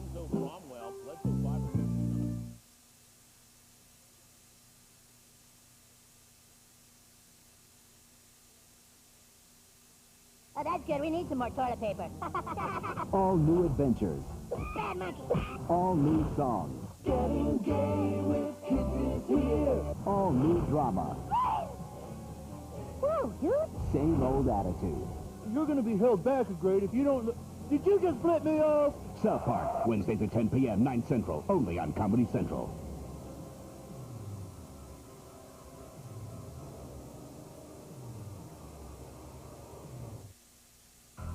This summer, we've got a new season of Oz.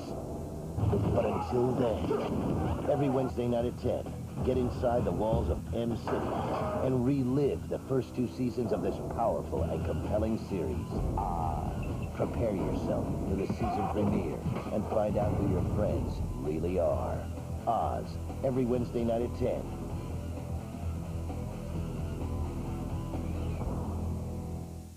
Cinemax is looking great. Oh, absolutely. And now there's more of it with Multimax from Cinemax. Sounds great. 4 different movie channels. It all starts with Cinemax. Got a different movie every night at 8. But if you want an alternative, there's more Max. Want to see stuff blowing up? There's Action Max. And if you want suspense... I love thriller movies. There's Thriller Max. 4 different channels for the movie fans. It's Multimax from Cinemax.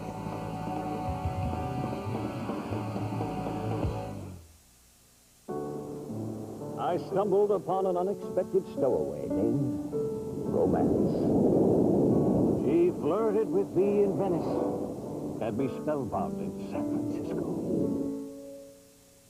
Or was I watching the Travel Channel? If you want romantic getaways, there's only one place to go. Everywhere we do. The new Travel Channel, now from the Discovery Channel. Breakaway! With a new Travel Channel. LSU Tigers will have the ball at their own 26-yard line. Leading in the ball game 10-5. Have their game's only touchdown as they capped a 72-yard drive with a 3-yard run by Rondell Mealy. And they'll pitch it to Mealy on this play, and coming up was Fred Smoot to drive him down just past the line of scrimmage. Smoot does a good job just coming and getting down low and taking the feet out from under Rondell Mealy. Here's a good look at Fred Smoot. Number 2, the Bulldog cornerback. Tim Nelson was up quickly in a hurry from the secondary as well. Both men collaborate to bring him down there. Smoot with the initial hit, then Tim Nelson to finish off the job against Rondell Mealy. Mississippi State digging in on defense. Bulldog D has to turn it back to the offense. 2nd down and 10 yards to go for the Tigers. That's Robinson to the top of the screen, and the bottom of the screen is Darrell Myers, that fine freshman receiver. Duty back to pass, getting some pressure, throws, and the pass incomplete, intended for Myers. He was under heavy pressure. Bulldogs had good defense from Fred Smoot once again. And once again, Ashley Cooper was also putting good pressure on him. Smoot and Cooper both coming back to put the pressure on Josh Booty, the LSU quarterback. And for the first in many times this afternoon, or tonight really, Booty has been under pressure. One of the few times he has been, I should say. And Mississippi State once again has forced a 3rd down long, a possession play for LSU as Coach Jerry DiNardo looks on across the way. Tigers are 3 of 8 and 3rd down conversions thus far. That's the ball game, by the way. Booty's 9 of 16 for 96 yards. Myers in motion. Under pressure, Booty's throw is over the head of Myers. Coverage by Smoot and good pressure by the Bulldogs as They got some pressure on Booty, and I think he had to unload it a little more quickly than he wanted, with Ashley Cooper and Menifee getting good pressure from Mississippi State. One of the best defensive stands of the night for Mississippi State. One run that gained absolutely no yardage at all, and then twice on consecutive plays they put the pressure on Josh Booty and forced the LSU quarterback to throw it away. And it's 4th down, and a punt formation once again dictated to the LSU Tigers, and punting has not been their long suit tonight. Almost got to it again. Gibbs got it away, high and short, and out of bounds. Well, he's been under pressure and harassed all night long. Again, a short kick, though, gives Mississippi State great field position if the Bulldogs can just capitalize. Only a 24-yard kick by Gibbs, but a lot of that because of the pressure. Well, Mississippi State hasn't been able to put the running game together. They have only 45 yards rushing on 21 attempts tonight. Total yardage for the ball club, Mississippi State 146 and LSU 126. This has been strictly a defensive struggle. Well, the Bulldogs have had their problems all year long. That's been pretty well documented. But the Bulldogs look to really move the football tonight, just haven't done it yet, Jim. 10-5, the Tigers on top here in the 3rd period. We'll be back. Big Ten football continues to heat up the network Saturday from ESPN+. Iowa's first-year coach Kirk Ferentz and his go-to guy, running back Liddell Betts, bet they can push their competition to the limit. The Hawkeyes' focus is on one thing, getting to the end zone. Ohio State won't roll over and play dead for anyone. The Buckeyes never lose sight of their goal. Catch the football fever from ESPN+.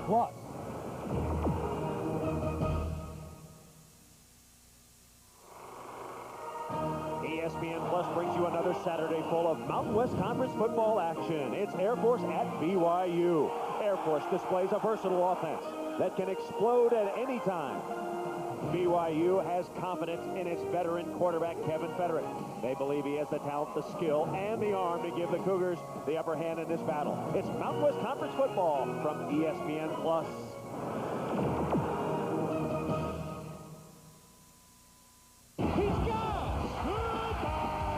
The run for the title is on. See you later. Touchdown. It's college football season, and we've got your Pac-10 excitement right here. Absolutely sensational. Oh, my goodness. Right off the side. He's got it. Touchdown. College football is definitely back.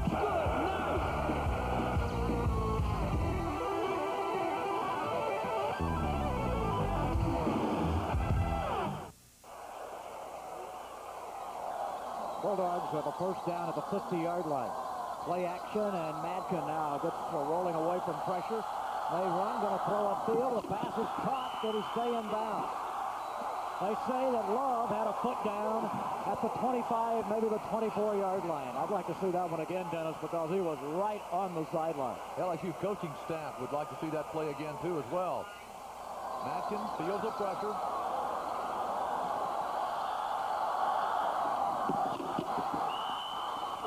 Well, it looked like he may have drugged the back toe into the field of play. If he did, just a magnificent play by Kelvin Love, and he can do that for you. He's a gifted athlete. Whatever, Mississippi State has it. First down and 10 at the LSU 29. Make it a 24. 26-yard pickup on the play. That's high formation with Rainey now in there at the tailback. Now they pitch it to Rainey. This could be the halfback pass. Throw it downfield, and the pass is almost intercepted and broken up. That was Ryan Clark knocking it away from Kelvin Love. Rainey threw the halfback pass, but it looked like that LSU was expecting it. Rainey threw it pretty well, too. He throws the ball downfield, but Ryan Clark just does a great job. There you see him for LSU. He's got the inside position. He didn't fall for the fake at all and had Kelvin Love well covered. The pitch, Rainey throwing downfield, and LSU doing a good job of defending. Good job by Love to battle for the ball to keep the interception from occurring. Dante Walker comes in from Mississippi State. Clock down to 2 seconds. And now I'm not sure. It looked like somebody moved. And now they throw a pass, but it was a dead play. And I think Mississippi State, with the clock running down, trying to get it away quickly, had somebody stand up and will lose 5 yards to the penalty flag. Well, Coach Jackie Sherrill can't be particularly happy with the way his offense has performed tonight. They've tried some plays, a halfback pass. Dead ball. False start by the offensive line. 5 yards from the previous spot. Still second down. Well, with the clock winding down, as Jim called it, you see everyone's leaning back, and Matkin never got the snap, or at least he got the snap too late. Mississippi State penalized the 5 yards. Give us the Walker, flags down again. Walker has a little yardage inside the 25. Gets back the yardage that was lost in the penalty, but flags all over the football field.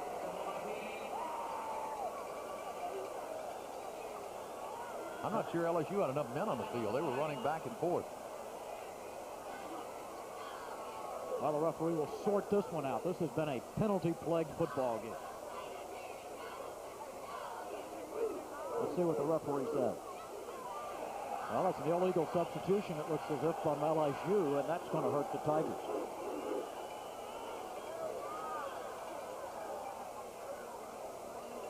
Just a little confusion in the Tiger camp. Coach Jerry Donato didn't argue too Illegal much. substitution by the defense.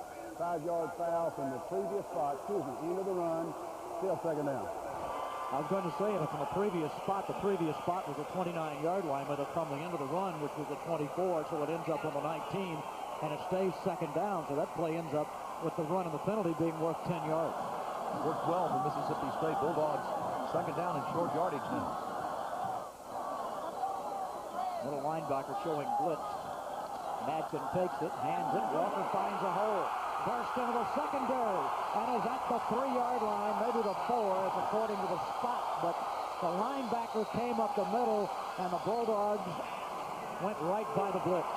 Well, all year long, Coach Jackie Sherrill said Dante Walker still has a bum ankle. He didn't show it on this play because he exploded into the secondary. Good blocking by the Bulldogs, then good speed and good power. At the end of the run, Dante Walker, the young freshman, making his presence felt for Mississippi State. Good blocking, and then just good power and speed by Dante Walker. Bulldogs first and goal. Griffith in there at tailback. 2 tight ends, Lee and McCaskey. That's Griffith. And he's fighting ahead to about the 2 and maybe inside. Bulldogs just trying some power football right now, trying to wedge one into the end zone.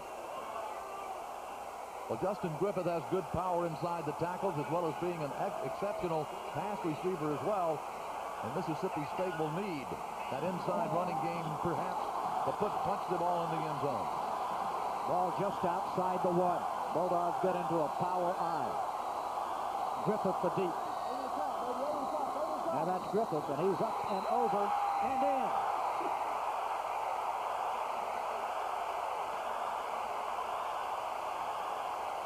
Mississippi State takes the lead in the football game, 11-10.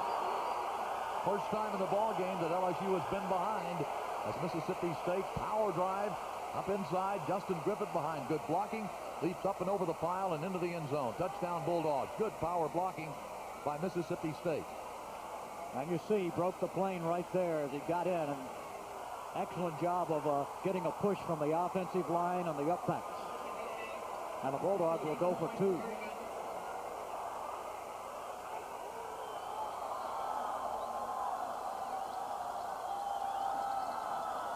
Throw it to Love, and throws it out of the rear of the end zone. That play had no chance of being completed. Nothing. Had the 1 receiver, 2 tight ends, and threw it for Love, and Love was nowhere close to the Robert football. Davis. Robert Davis was the closest man to it. Jimmy had excellent inside position on Kelvin Love, but the Bulldogs, nevertheless, leading the ball game for the first time in the contest. It's Mississippi State 11 and LSU 10. Take a look at the touchdown once again. Look at the surge at the point of attack. Somebody got a great block on the linebacker, and Griffith knew where the goal line was, and he just found it. He just really accelerates when he gets the football, too. He got the good blocks initially, but then he just powered his way into the end zone, giving Mississippi State the lead. Bulldogs took nearly 3 quarters to score a touchdown. But they've taken the lead at 11-10 with 3:12 remaining here, and they do their sideline dance prior to going out to cover the kick. Now a crowd here at Scott Field, a crowd of better than 41,000 enjoy.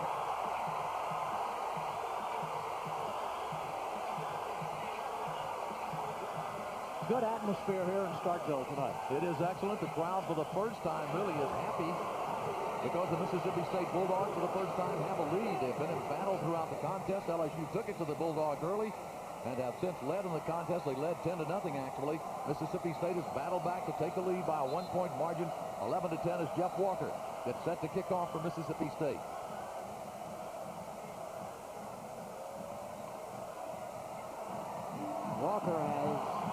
consistently been able to kick the ball into the end zone this year, and with a slight wind at his back, certainly has a chance to kick it deep again this time. Started to come forward, and evidently something stopped play. I think simply the official said the ball was not yet in readiness. After that scoring drive, Mississippi State now has 196 yards of offense, and LSU has 126. Surprising, really, since the Tigers have held on to the lead since the first quarter.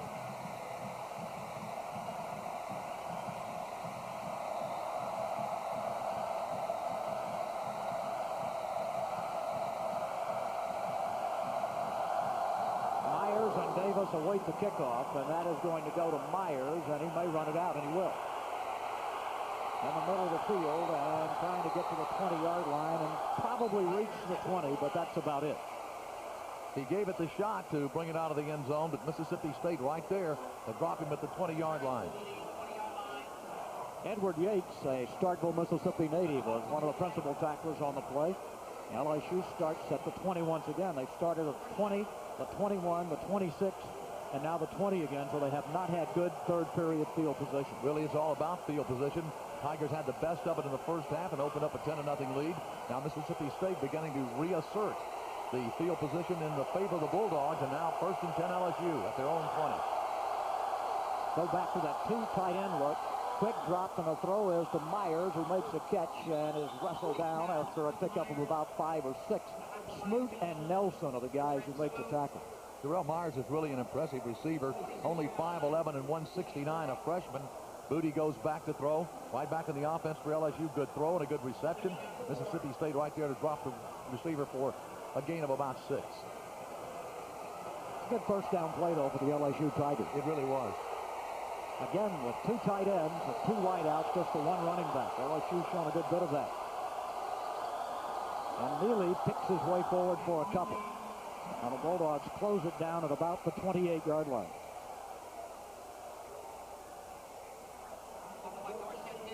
You know, Mealy's just one of those guys who is a solid back. You see him in tough situations picking up yardage. Dorsett Davis is the principal tackler, the big guy, 6'6", 304, sophomore for Mississippi State. Mealy, though, has a great chance. He scored in this ballgame, and that was his 27th career touchdown. That's a lot of touchdowns for this guy, and he's been a backup most of his career. He has, and still the 8th back in LSU history to go over the 2,000-yard mark, so he's a quality back. 3rd down. Booty under pressure. Ball is tipped and is incomplete. Willie Blade, I think, is the guy who got it. Mississippi State, for the 2nd consecutive time, turns back the LSU Tigers. Good pressure on Josh Booty. LSU quarterback back to throw, and then Mississippi State gets to him. Ball is tipped and goes incomplete. Boy, Blade was right in his face, and he was about to get the quarterback. He got the ball instead. He hit it right out of his hand. Corey Gibbs, who's had an adventure punting tonight, will try it again. Low snap, and he got it away under pressure. High and short once again.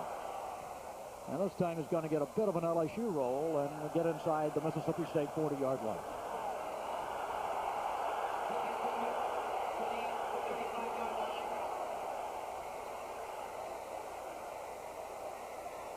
Boy, Gibbs has been under heavy, heavy pressure every time around. He has. Every time he's gone back, he said they're putting the pressure on him. And I think the thing that's really bothered him, he's had low snaps. He's had to handle low snaps, a lot of pressure. Did that time, Mississippi State pressure coming. A little bit of contact with he and Dinkins, but no flag. Bulldogs in great field position once again. 1st and 10 from their own 39-yard line. Walker's the tailback, and Williamson is the up-blocking back. Play action fake. Madkin steps up, throws over the middle, pass caught. Huntington at the 44 in LSU territory. That time Madkin stepped up in the pocket and drilled it. That's the way the coaches draw it up on the chalkboard. Madkin with a little fake inside, back to throw. Huntington running the route over the middle. There he is, open, leaping high into the air to grab the football and earn a Mississippi State first down. Good blocking by the Bulldog forward wall. A little pocket around Wayne Madkin. The good throw, the good catch as Huntington goes high in the air to bring it down. Huntington's now caught 3 balls in a ball game for 45 yards in reception. A minute left to go in the 3rd period. Madkin gave it to Walker, and he got stuck. He got absolutely stuffed behind the line of scrimmage as LSU just says no. Doing a good job of reading the play, LSU. Tigers brought Dante Walker down after really lost a yard. Might have lost a couple of yards on the play. Lost a couple. Lejeune. Norman Lejeune, number 36, who is getting his first start of the year as a drop linebacker. He'd been playing behind LeBlanc at the strong safety, but they've had some injury problems, and he's doing a nice job tonight.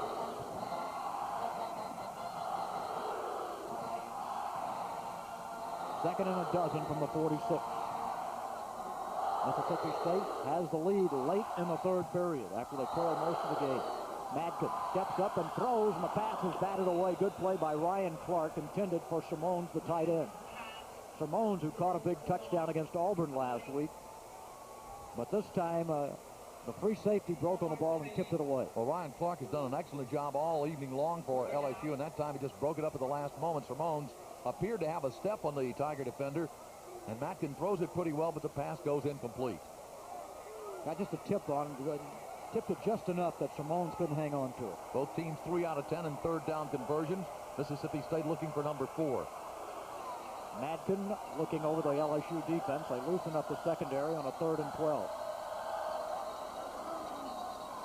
Standing in, under pressure, whips it out, and Griffith looked up to see where the running room was and dropped the football. He had Brady James closing on him. Justin Griffith has been a quality receiver all year long for Mississippi State. One of the few times that he got his hand on the football and just couldn't bring it in.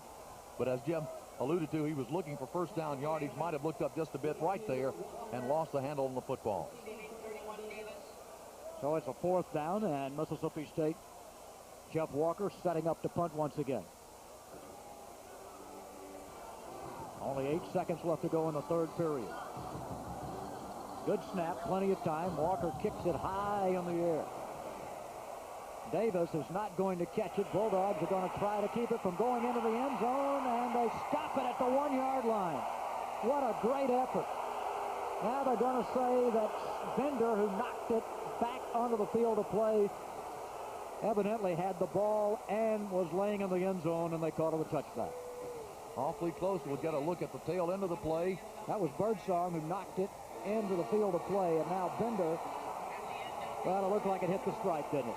Hit the stripe, and he had his feet in the end zone, too, I think. Right, yeah, when he touched it. Boy, great effort by Birdsong. Nothing wrong with the effort. Certainly doesn't take away from the play. Mississippi State just gets a bad break on this one. Bulldogs hustling all the way, just couldn't stop it at the 1. That'll end the third period. So we played 3 quarters with the score. Mississippi State 11, and the LSU Tigers 10. We head to the 4th. Somewhere closer than you might think, there's a place that's still so good and clean and fresh. A place where the memories are created every day. Call 1-800-ALABAMA and find out why Alabama is what you love about the South.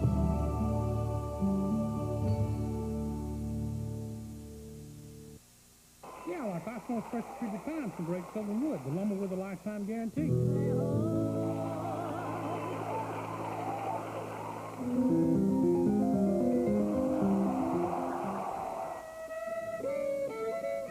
Jimmy, you just like her because she's wearing yellow. No, Coach, that gal's got talent and a winning smile to boot.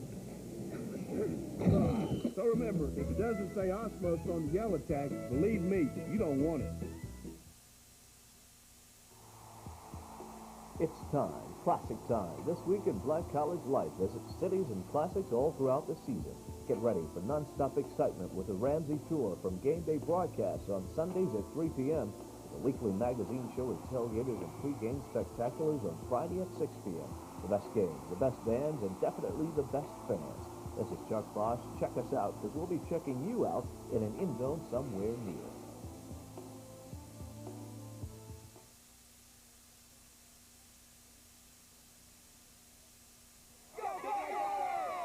Well, there's a lot of excitement here at Scott Field tonight. And that's some LSU Tiger excitement. They're still in this ball game, very much so in this ball game as we go to the final period. And as far as Mississippi State folks are concerned, and this is certainly predominantly an MSU crowd, hard sellout for about 2 weeks. There was a tremendous pressure on trying to get tickets for this ball game. A homecoming game, totally packed here tonight, better than 41,000 watching the ball game, and it's been a solid defensive struggle all night long. And both ball clubs, it's anybody's game, Jim. You pointed out between the quarters. LSU now 1st and 10 at their own 20-yard line. Booty back under pressure, now throws it up the sideline, and the pass is caught by Myers. Myers, with a great effort, came back on the football and took it away from Robert Bean. That's the way you get out of a hole in a hurry. That's a great throw by Josh Booty. I don't know whether he threw it short of that, whether it was intended pass play, but Myers came back to get it. State had pretty good coverage. Robert Bean was right there, but Myers just in a better position. Cooper missed him in the backfield, and Booty lets it go downfield, and Myers makes the reception. Bean right there dropping at the 42-yard line. First down play, the pitch to Mealy. Now he turns it back against the grain, finds running room, breaks into the open, and reaches the Bulldog 44, maybe the 43. Finally rolled down by Pig Prather. Good cutback by Mealy when there was nothing there going to his left. You're so right about Rondell Mealy. He just makes things happen when he gets the football. He cuts it back the opposite way against the flow, and he almost broke this thing all the way. Good footwork by the LSU tailback.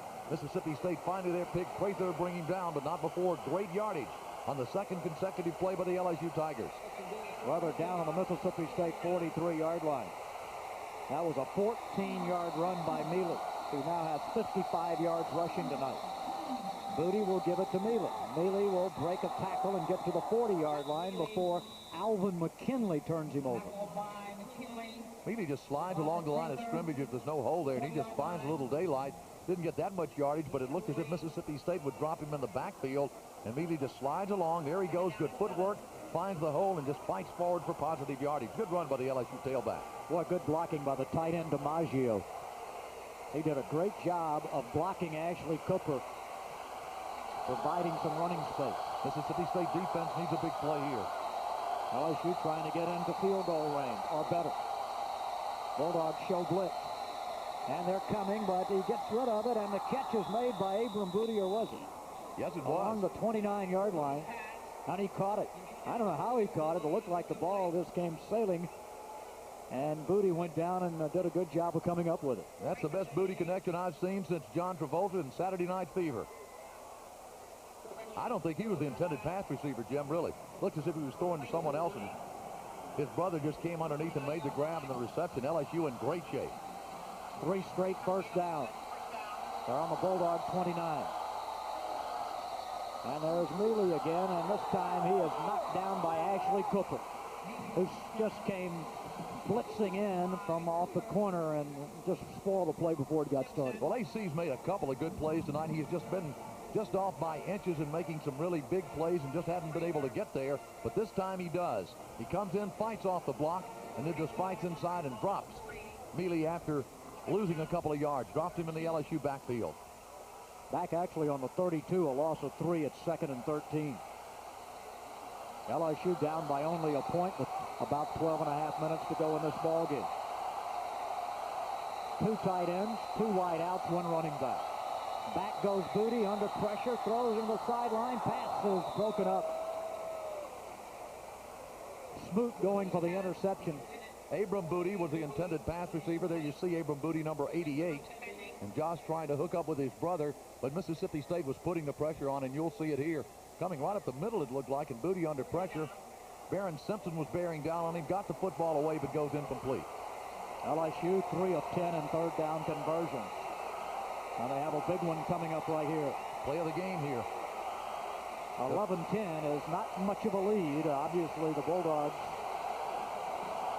who trail much of the ball game, trying to hang on right here. Defense steps up, show blitz, pitch out to Mealy, knock him down behind the line of scrimmage.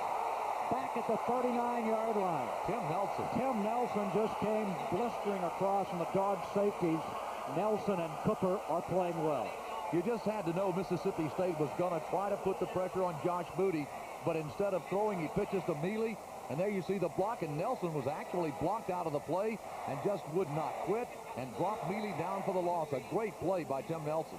Well, it took LSU out of field goal range, and now Gibbs will have to punt it away, and he sends it on the way, and it is going to hit and roll out of bounds inside the 5-yard line.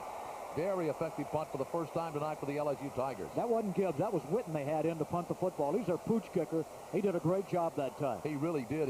He nailed it inside the 5-yard line and ricocheted out of bounds at the 2. So LSU has driven Mississippi State deep into their own territory. Bulldogs will have poor field position, starting first and 10 yards to go at their own 2. Witten getting congratulations across the way from his teammates. That was a great job. Well, there's no doubt that field position so much a part of this ball game. LSU had poor field position almost the entire third quarter. But now the Bulldogs here in the fourth period, their first possession of the fourth quarter, and they get awful field position. Well, you know, their drive set it up, Jim. They had moved the football well deep into Mississippi State territory. Then the Bulldogs come through with some great defensive work. And all of a sudden, LSU has to punt, but they do a good job. Well, it's an 11-10 Mississippi State lead in this ball game. We have a little less than 12 minutes to go. We're going to take a timeout.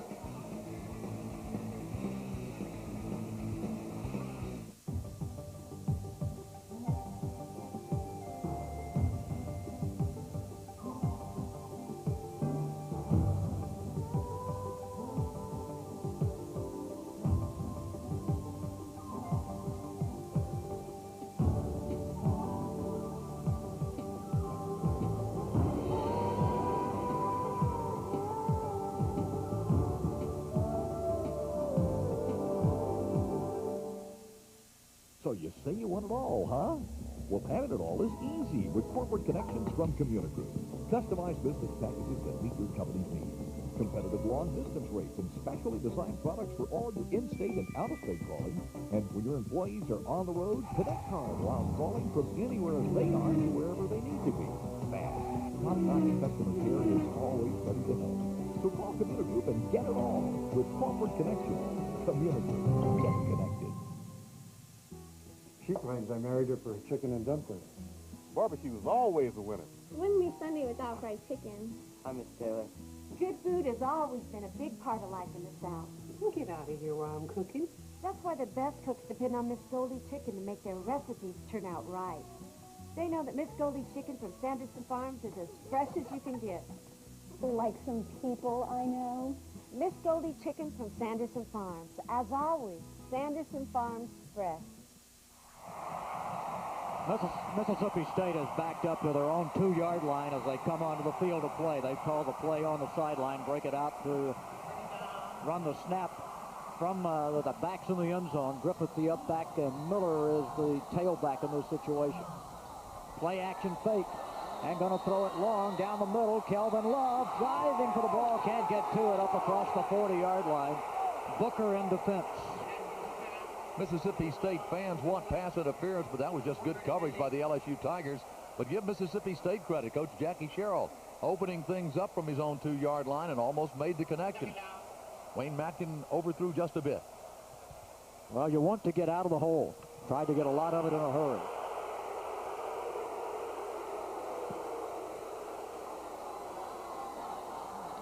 Huntington and Grindle are the receivers. And that's motion with Huntington and a rollout and a throw out in the flat incomplete and trying to get the ball to Huntington. It'll be a third down play from the 2-yard line. The Bulldogs throwing out of the end zone.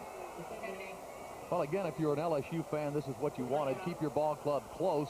Going into the fourth quarter, they certainly are that, trailing by just a point, 11-10. On the other hand, Mississippi State coming in, the only unbeaten team remaining in the SEC, nationally ranked, and they wanted to blow LSU out early. And the Tigers have shown a propensity to do just that, to be blown out early. But in this game, they have hung tough all night long. The overthrow by Matkin, but the receiver was really well covered on the play. Third down, long yardage. Critical down, play action fake on the end zone, throwing up the middle. Huntington trying to run it down, but he won't get there. Bucker had him well covered and was getting some help from Robert Davis. And Bulldogs throw it 3 times out of the end zone, and now they'll have to punt the football away. Well, I'm not sure that wasn't a great decision, really, to at least try it, because LSU was stacked in there. Bulldog offense just couldn't get anything going in this one. Matkin back to throw and just overthrows his intended receiver again, but who was well covered. Huntington was well covered in that particular play. So this is what LSU wanted. 4th down, long yardage. Bulldogs have to punt from the own end zone. Walker, and he tries to kick it, and it is blocked, and LSU scrambles for it, and do they get it? Tigers say they've got a touchdown. They're unstacking them. It's either a safety or a touchdown, LSU will have the lead in either way. Touchdown.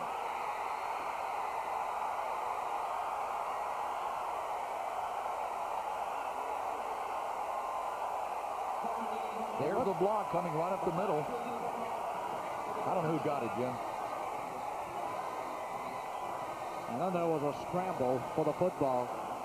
Well, Walker is standing right at the end line. He can't step over it, of course. Tries to punt here, and once again, Mississippi State gets a kick block. Good effort by LSU.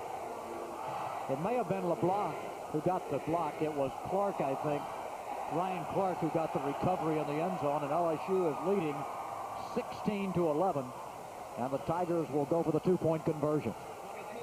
And now Donato wants a timeout, and finally his team sees him.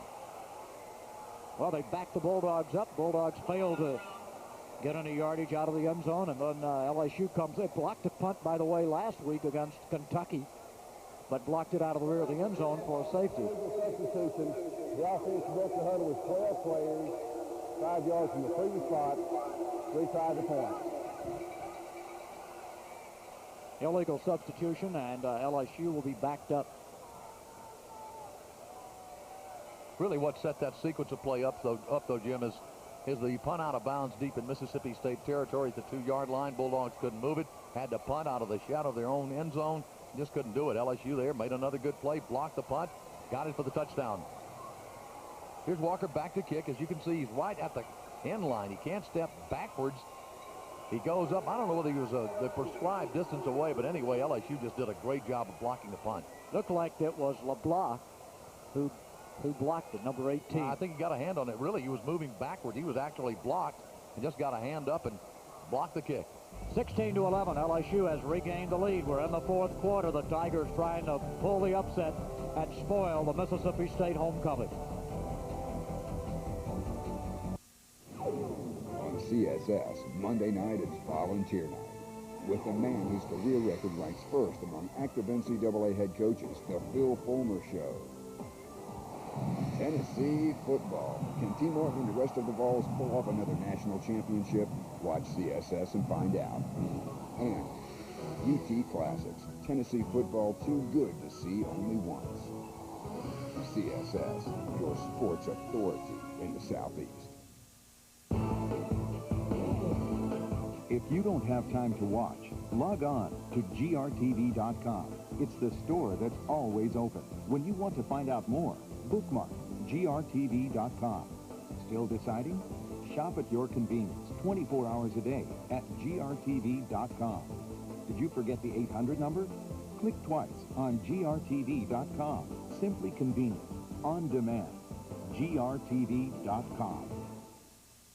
The excitement of SWAC football is here.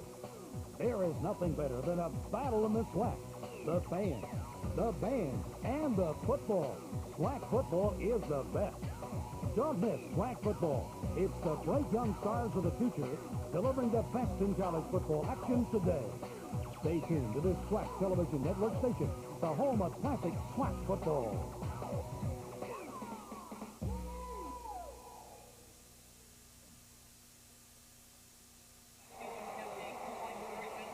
LSU has just taken the lead, recovering a blocked punt, and now will go for 2. They're up 16-11. Booty will throw into the end zone. Passes broken up. Team broken up. Trying to get it in there about the goal line. Looked like Myers was the intended receiver. He and Abram Booty were both in the same area. Well, initially, Coach Donato wanted to go for the 1 point. The penalty may have changed his mind. I don't know. But anyway, the throw here, Mississippi State got a hand on it, incomplete. But the LSU Tigers have taken a 16-11 lead with just 11:29 to go in the contest. Bulldogs on homecoming, and the Tigers trying to spoil it. Well, this LSU ball club have made some good things happen. That's the second week in a row they blocked the punt in the end zone and come up with points. Last week they got a safety against Kentucky. This week a huge touchdown against Mississippi State. Hard to believe this ball club is just 2-4 coming in. Winless in the conference at 0-4. And Mississippi State nationally ranked. You would have thought perhaps they might be intimidated, but the LSU Tigers have not been. They have been, thus far at least, the dominant team in the ball game thus far. Bulldogs have back in receiving formation, or back to their deep guys. They have Huntington and now Dante Walker. So Walker and Huntington back along the goal line. Danny Boyd has been able to kick the ball into the end zone. 2 touchbacks already this evening. This one looks like it could be returned. Huntington. He's got it at about the 6. And he dashes forward up over the 25 to about the 28 or 29-yard line. So a decent return, and that's where Mississippi State will get ball possession. Bulldogs will have decent field position. First down and 10 yards to go. Out over the 25-yard line with 11:14 to go in the contest. The Bulldogs trailing by 5 points, 16-11. Ball is actually just shy of the 29. And Mississippi State is in this fourth period going into the wind. The wind has been blowing somewhere in the neighborhood of 8 to 16 miles per hour, gusts stronger at times, but that 17-yard return gives the Bulldogs an opportunity to start from this decent field position. Miller's in there as the tailback, and he gets the call, and he finds a little hole, and he spurts forward out over the 35. Good solid gain on first down for the Mississippi State Bulldogs. DeCenzo Miller fighting out over the 35-yard line. Good blocking, and he finds the hole well, and this ducks inside. LSU there to knock him down, but after a gain of 7. DeCenzo Miller, number 12, the Bulldog tailback. And number 1, Booker, was a principal tackler, and there was a good block by big Pork Chop Womack on that play. He did a good job of taking a defender inside and opening the hole. Love in motion. Miller again, and not much there, and he may have gotten a yard out of the play. Ran into his own man, I think, Jim. And I tried to cut away. Ran up into the back of one of his blockers that time. He hit from the end zone. Actually ran into the back of his fullback, Griffith, and then he tried to bang off of that. That was Dunson who stopped up the play. Third down, a long yard to go. Yeah, big third down. Closer to 2. Bulldogs only 3 of 12 in third down conversions.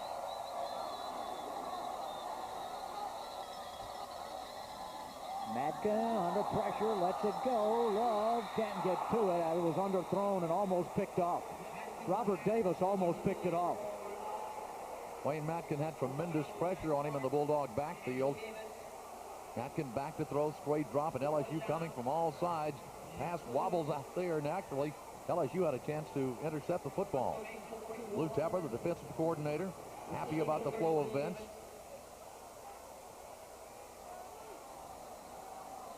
Walker back to try it again. Well, we'll see if the Bulldogs can get this one away. Punting's been an adventure for both ball clubs tonight. Plenty of time, and he kicks it high, and he hit it well. Fair catch signaled and caught at the 15-yard line by Dominic Davis. Bulldogs had excellent coverage on a high punt with great hang time from Walker. Eugene Clinton was down there in a hurry. He wanted to make darn sure that time he didn't get within that 2-yard zone or close to it. He just backed off, but he was down there in a hurry. And LSU will be deep in their own territory. Just what Mississippi State needed, really. A quality punt from Jeff Walker. His best of the night, 48 yards. Well, the LSU offense would like to take some time off the clock and move the football, and the Bulldog defense needs a stop.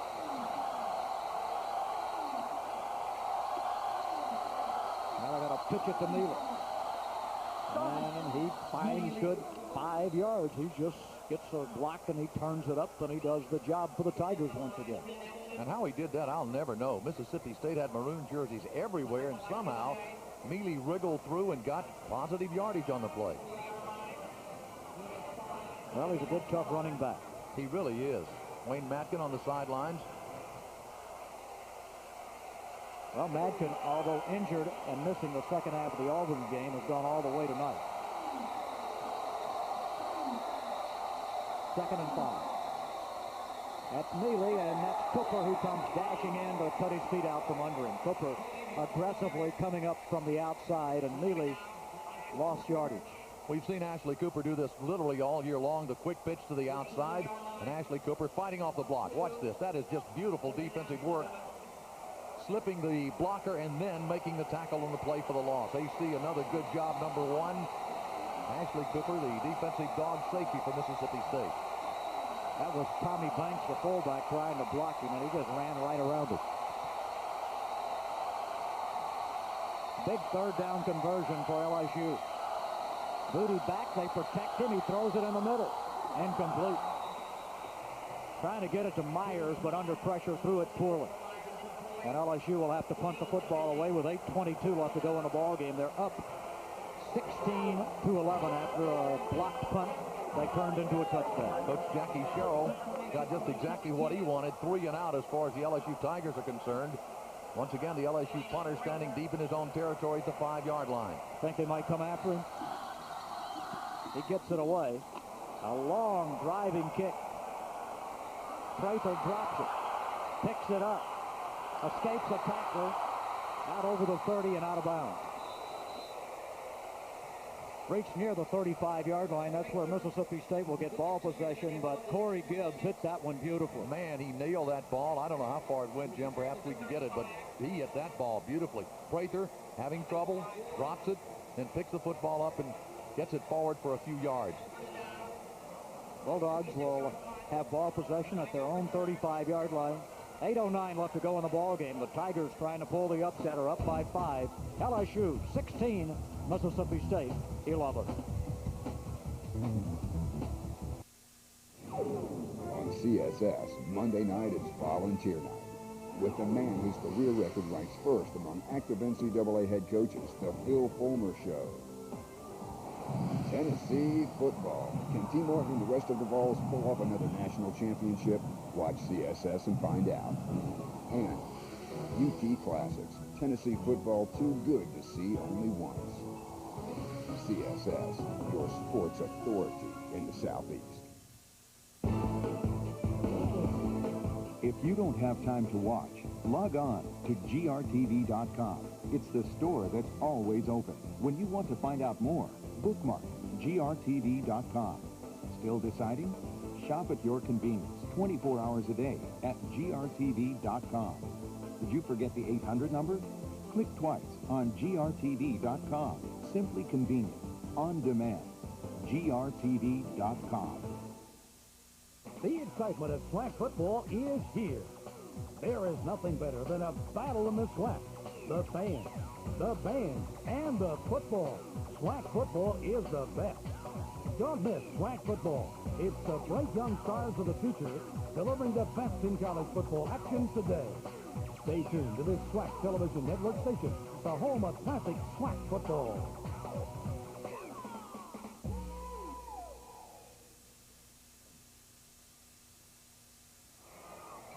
Well, Jerry Nardo's thinking, I'm 4-0 against these guys. I'm going to try to go 5-0 tonight. And he certainly has had his ball club well prepared. And Jackie Sherrill has found LSU to always be a nemesis. In 11 ball games at both Texas A&M and Mississippi State, he's 1-10 against the Tigers. And LSU has won the last 7, I think, Jim. Is that right? Yeah. 7 times coming into tonight's ball game, and the Tigers have the lead once again, 16-11, as Mississippi State breaks the sideline huddle, and the Bulldog offense prepares to go to work.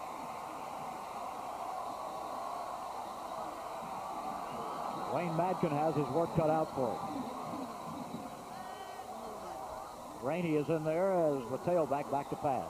Throws it out to Williamson, who breaks a tackle, breaks another, and finally steps out of bounds. I think he stepped out right along the 40-yard line, with the big guy showing some strength, and Dunston was the guy who finally got him out of bounds. Good positive play on first down for Mississippi State. Wayne Madkin, just a short route out of the backfield, spots him to throw, slips a tackle there and gets downfield, but LSU reacting in a hurry to drop the Bulldog backer just after a relatively short game, but he picked up good yardage. Madkin's 12 out of 28 tonight. 149 yards. He's thrown a couple of interceptions.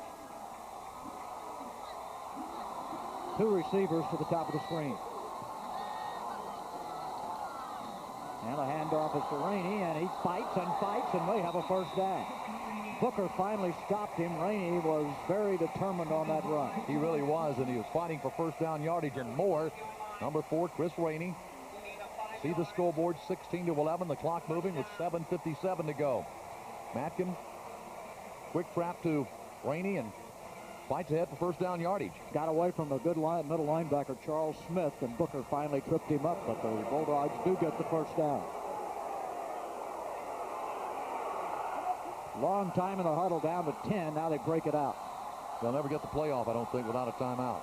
Yeah, they got to call the timeout, and that will be their first of the second half. And took a long, long time to get out of the huddle that time. They did. You saw it all the way, and Bulldogs had to take their first timeout. That could be big in the ball game.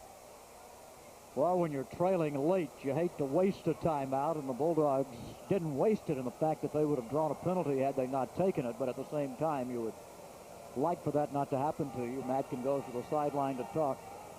This has been a ball game. There's Lou Tepper with the glasses on over there. He was the head coach at Illinois from 1991 to 1996. His connection with Jerry DiNardo is the fact that they coached together at the University of Colorado back in the 1980s.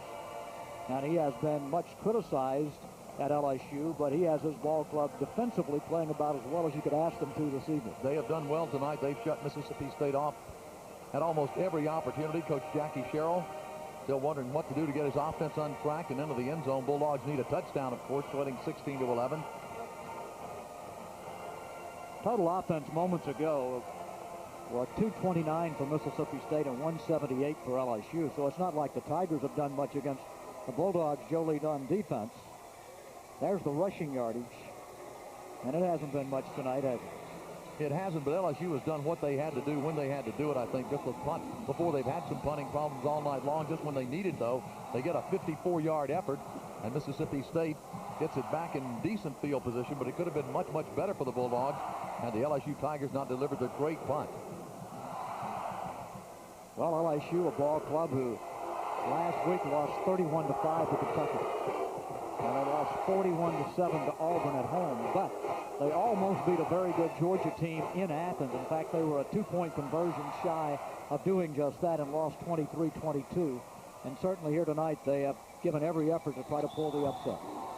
There's the time of possession. The Bulldogs have had it about a minute longer.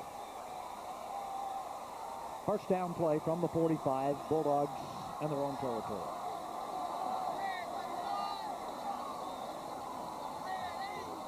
That's Grindle in motion. Hand off to Rainey, nothing there. And he's going to pick up about a yard. He darted back and forth, and LSU reacts and stops the play. The LSU defense just relentless on the play.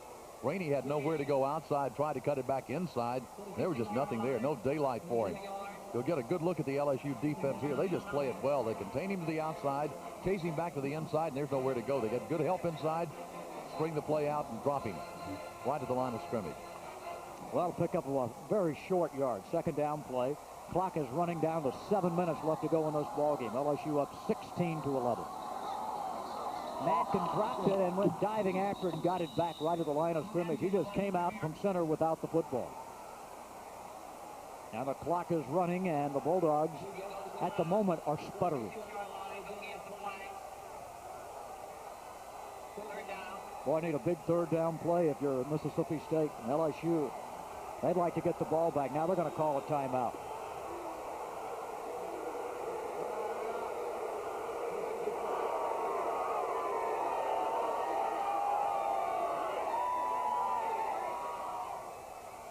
Matkin had it, dropped it, did a great job of diving back in there and getting to the football in front of Brady James, the middle linebacker, who was just a split second late. He really was. Mississippi State a little bit fortunate on that Matkin did go back right in the middle of the field and grab the football.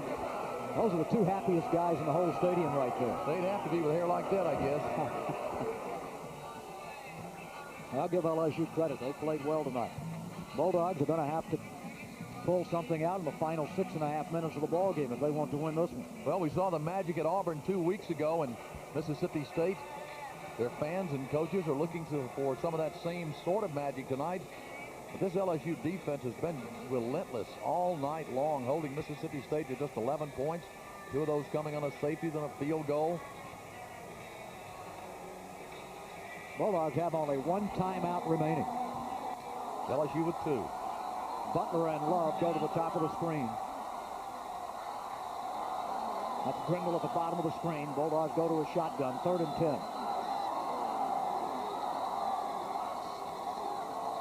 Looking, got plenty of time, throws in the middle, caught by Grindle. Looks for a block to the 40. Out of bounds, inside the 35. Good block by Matt Butler to spring him for a few extra yards. Clark and Davis run him out of bounds. Big, big third down play. That play reminiscent of the same pass that Grindle caught against Auburn 2 weeks ago. He catches it over the middle, and then just good balance, good running. Races into the LSU territory and finally chased out of bounds to stop the clock. Good play by the freshman receiver. Matkin back to throw with plenty of time, and over the middle there you see Grindle making a terrific catch and even better run after the play. First down at the LSU 34. Matkin fake, back, looking, throwing deep. I don't know where he's throwing it, and it's batted around and almost intercepted. He threw that one far away from Love, who threw in a triple coverage that time. They had 3 defenders back there with Love over the middle. Davis, I think, is the guy who tipped it.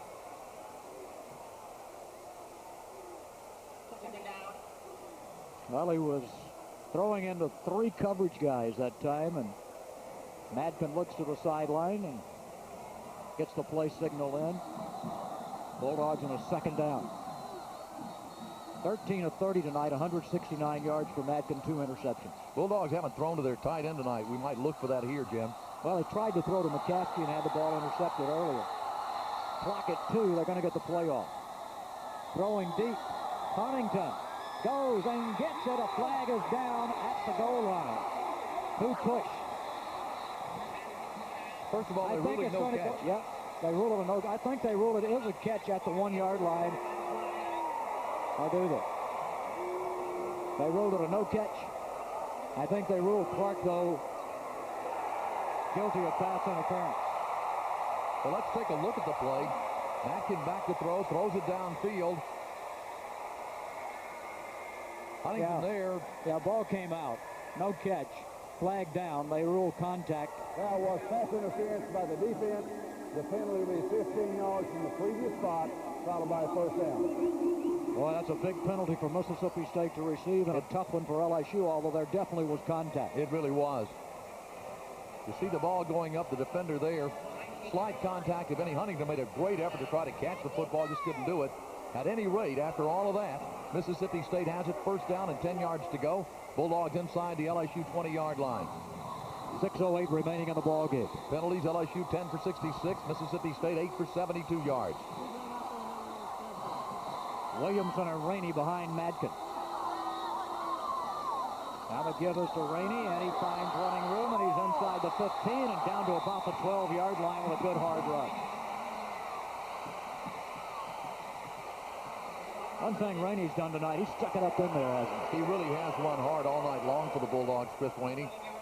And now at a time when they need it the most, you got to go look at the Bulldog tailback, number 4, Chris Rainey. Here he is again.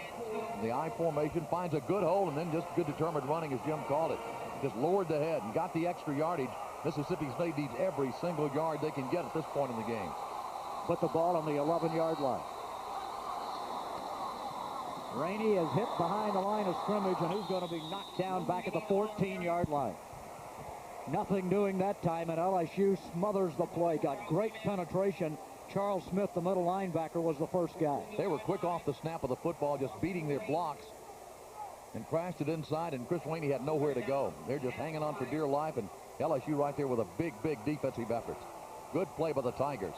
3rd and 5 now for the Bulldogs. They were in a 2nd and 2. Now they're in a 3rd and 5.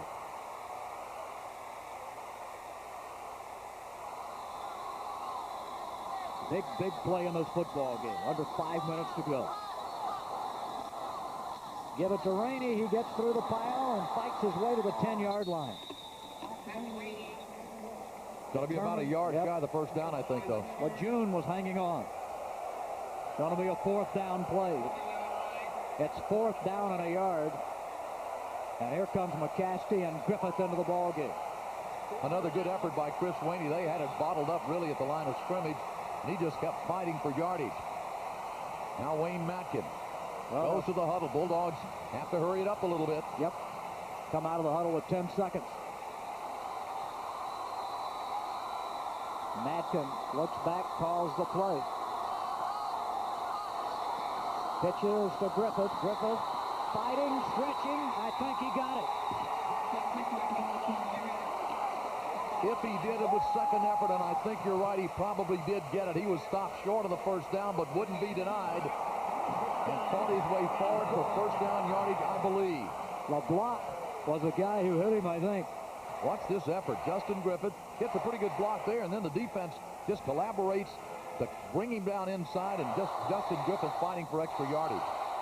First and goal, the ball inside the 9-yard line, close to the 8. And there's nothing in the middle with Griffith. Just nothing in the middle. Griffith gets knocked down. No gain. Smith, the middle linebacker, the first. Well, we're down to 3.5. It looks like everything's going to depend upon this series. Well, a field goal obviously won't do it. Mississippi State has to find the end zone. You get the feeling, Jim, they're going to either have to throw for it or perhaps hit a pass on the corner. I don't think you can run it in against LSU. Two tight ends. That's Griffith again, and he got to maybe the 5-yard line, and they push him back. Bulldogs saying we're going to run the ball, and they have. Since they got to the 19-yard line, they've done nothing but run the football, but LSU trying to stop it right here. LeBlanc again leads the charge. Good defensive effort by LSU again. Justin Griffith for the line of scrimmage. Just nothing there for him. The Tigers do a great job of shutting down the run. Mississippi State third down as Jerry DiNardo looks on. His ball club clinging to a 16-11 lead late in the fourth quarter. Bulldogs have to get the ball in the end zone. Rod Gibson is the lone setback.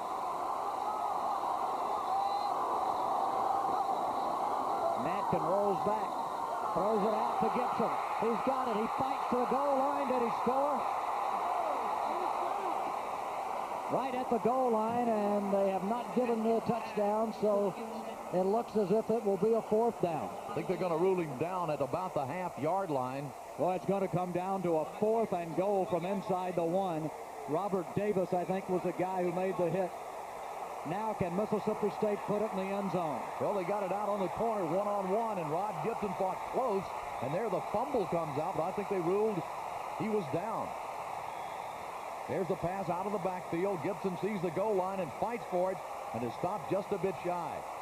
Ball at the really about the 1-foot line. Well, it looks like that one came out. It did.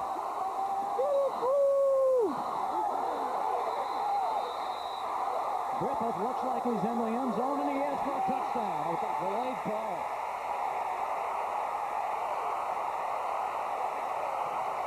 Or is that Gibson? I couldn't tell either, Jim. I think it perhaps was Gibson. I'd like to see the end of the play. There's a flag down. I can't believe it, by the way. 1:39 left. It was an unusual looking play. Let's watch it.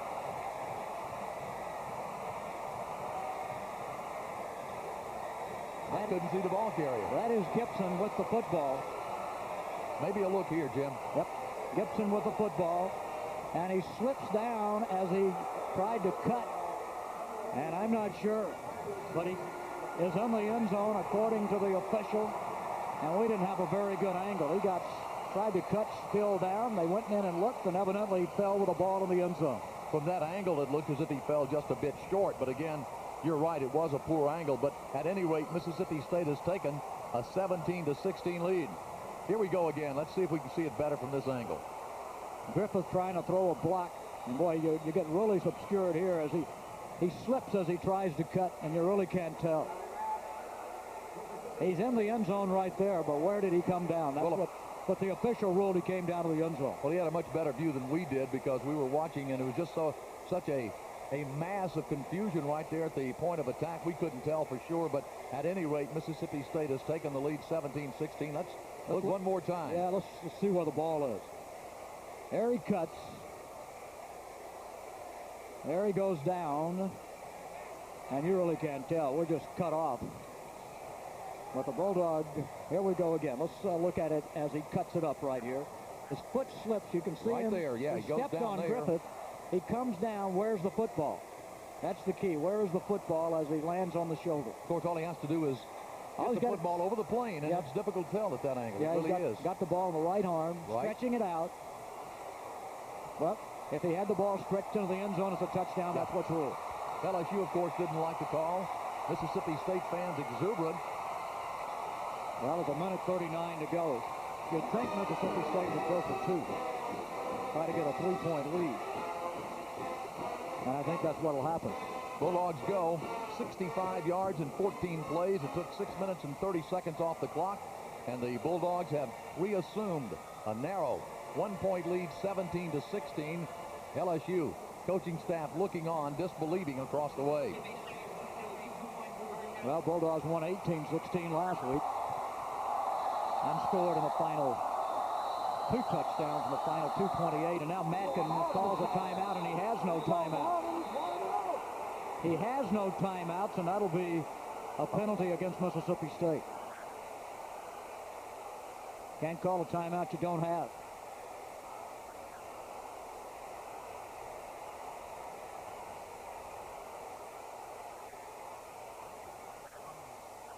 Delay of the game now against Mississippi State, 5-yard mark-off. I would observe, Jim, that Coach Sherrill is explaining to Wayne that he can't call a timeout if he doesn't have one. Delay of game by the off.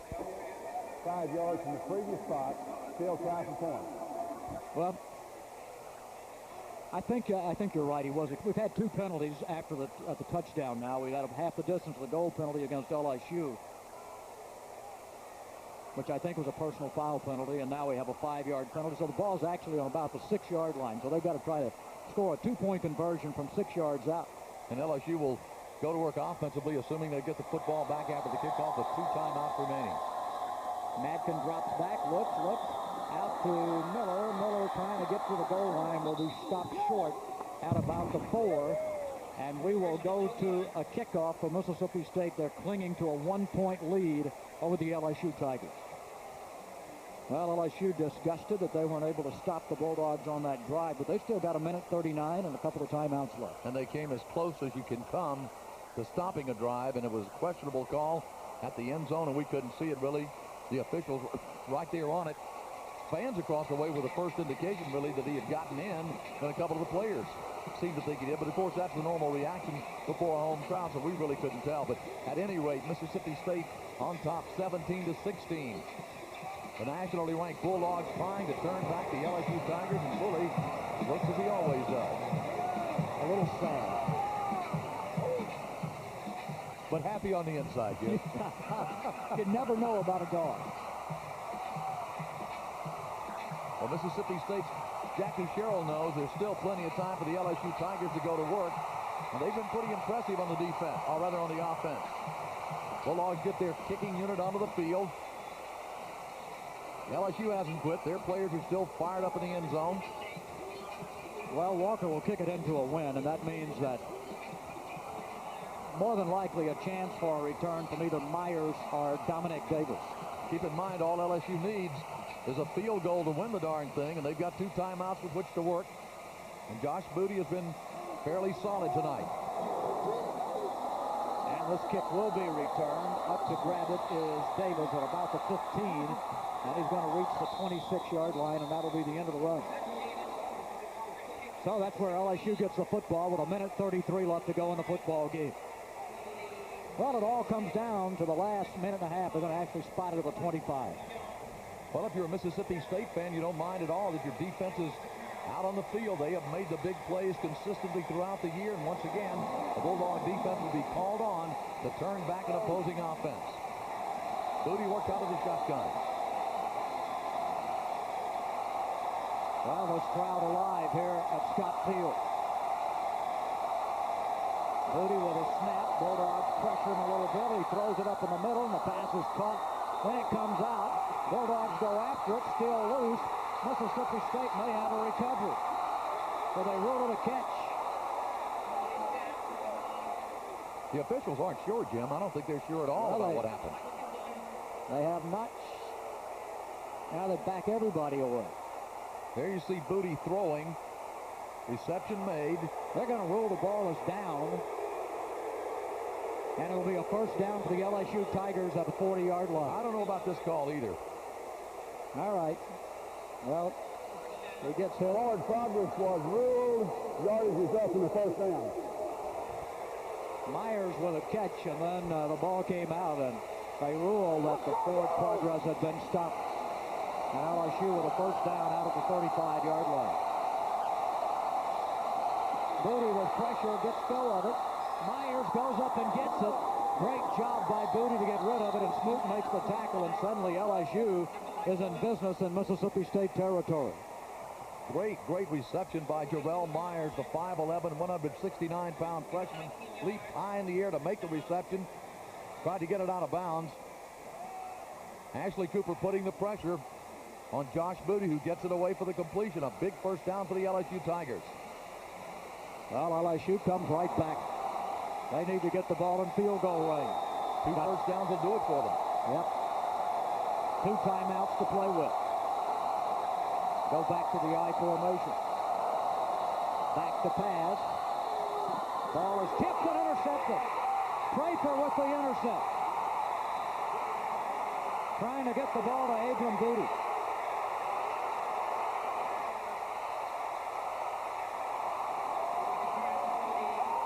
Well, that was a big play. Eugene Clinton on the sideline, excited.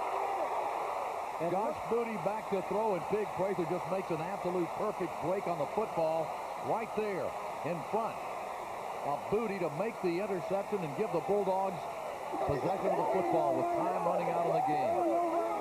Now we're going to have a penalty marked off against LSU. Flag down.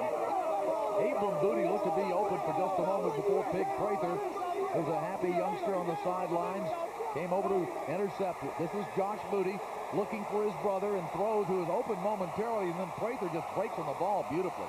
I thought that Hilliard got just a fingertip on that ball. You could be right. It could have flooded just a bit. But at any rate, Prather there to pick off the interception with a big one for Mississippi State. And once again, it has been the Bulldog defense that has turned this game around. And Madkin will simply take a knee. And he does at about the 45-yard line. The line of scrimmage was the LSU 43 after the penalty. And LSU will immediately call a timeout with 52 seconds left. Now they have one more to expend. You really have to feel for Jerry DiNardo, who's been embattled virtually all year long after 2 opening wins. The Tigers really have fallen on hard times. He's got 1 timeout left. That's what the official is telling him. And his ball club, I think, has just played well tonight. They've done what they had to do. They've stopped Mississippi State for the most part. And apparently they're going to come up just a little bit short. We'll have one more timeout to spend, and then the clock will continue to run. The final drive for Mississippi State consumed 6 minutes and 30 seconds. And they finally got into the end zone on a 1-yard run by Rod Gibson. Gibson, though, the third down play when they were at the 6-yard line. Caught the little swing pass. Yeah, the little swing pass, and he took it down just shy of the goal line, and that set up the opportunity to score on the 4th down. It really did, and that did set up the 4th down play that Mississippi State eventually scored to put the Bulldogs on top by the score that they are enjoying now, 17-16. Mackin again will go to a knee, and LSU will call an immediate timeout. Will be the Tigers' last. Well, they whistle it dead, lose a little bit more yardage. Scoreboard shows 2 left, but I think that's incorrect. Well, the official had walked over to Coach Jerry DiNardo just a couple of moments ago and signaled 1 timeout, and Coach DiNardo acknowledged that indeed his team did just have 1 left. That will be the final one. The headsets are off. Well, the Bulldogs feel like they escaped again this week. Probably not as significant, or rather as really melodramatic, if you will, as the Auburn win 2 weeks ago when they really came back with no time left on the clock. Virtually, they came back to win that ball game tonight. It's been a tough one, though. Again, the Bulldogs had to come back, fight from behind to win the game. Well, we said at the top of the broadcast that Mississippi State and LSU and the Tigers have had the Bulldogs' number, and it looked like for a while they were going to have it for the 8th consecutive year. And I thought the thing that really established the way this ball game was going to be played was the fact that LSU was able to take that ball the first time they possessed it and get the touchdown, their only offensive touchdown tonight. They drove it 72 yards, 16 plays, consumed 6 minutes and 46 seconds. LSU has had so many times this year something bad to happen to them in the first quarter. This time they had something good to happen to them, and it made it happen. And it really set the tone that this was going to be quite a ball game. Yeah, you have to give them credit because they did come out. They moved the ball well. They controlled the clock. Booty made some great throws, some great runs by Mealy, and LSU looked tough all night long. LSU almost jumps offside, and Again, the Bulldogs take a knee. The clock running. And running. And although the scoreboard shows, now they put 0 up there. They've been showing 1 timeout, but now they put 0. And LSU has no more timeouts. They have set the clock. Bulldogs will have to run another play. It is 4th down. I don't think they'll punt the football. They'll take it down as far as they can.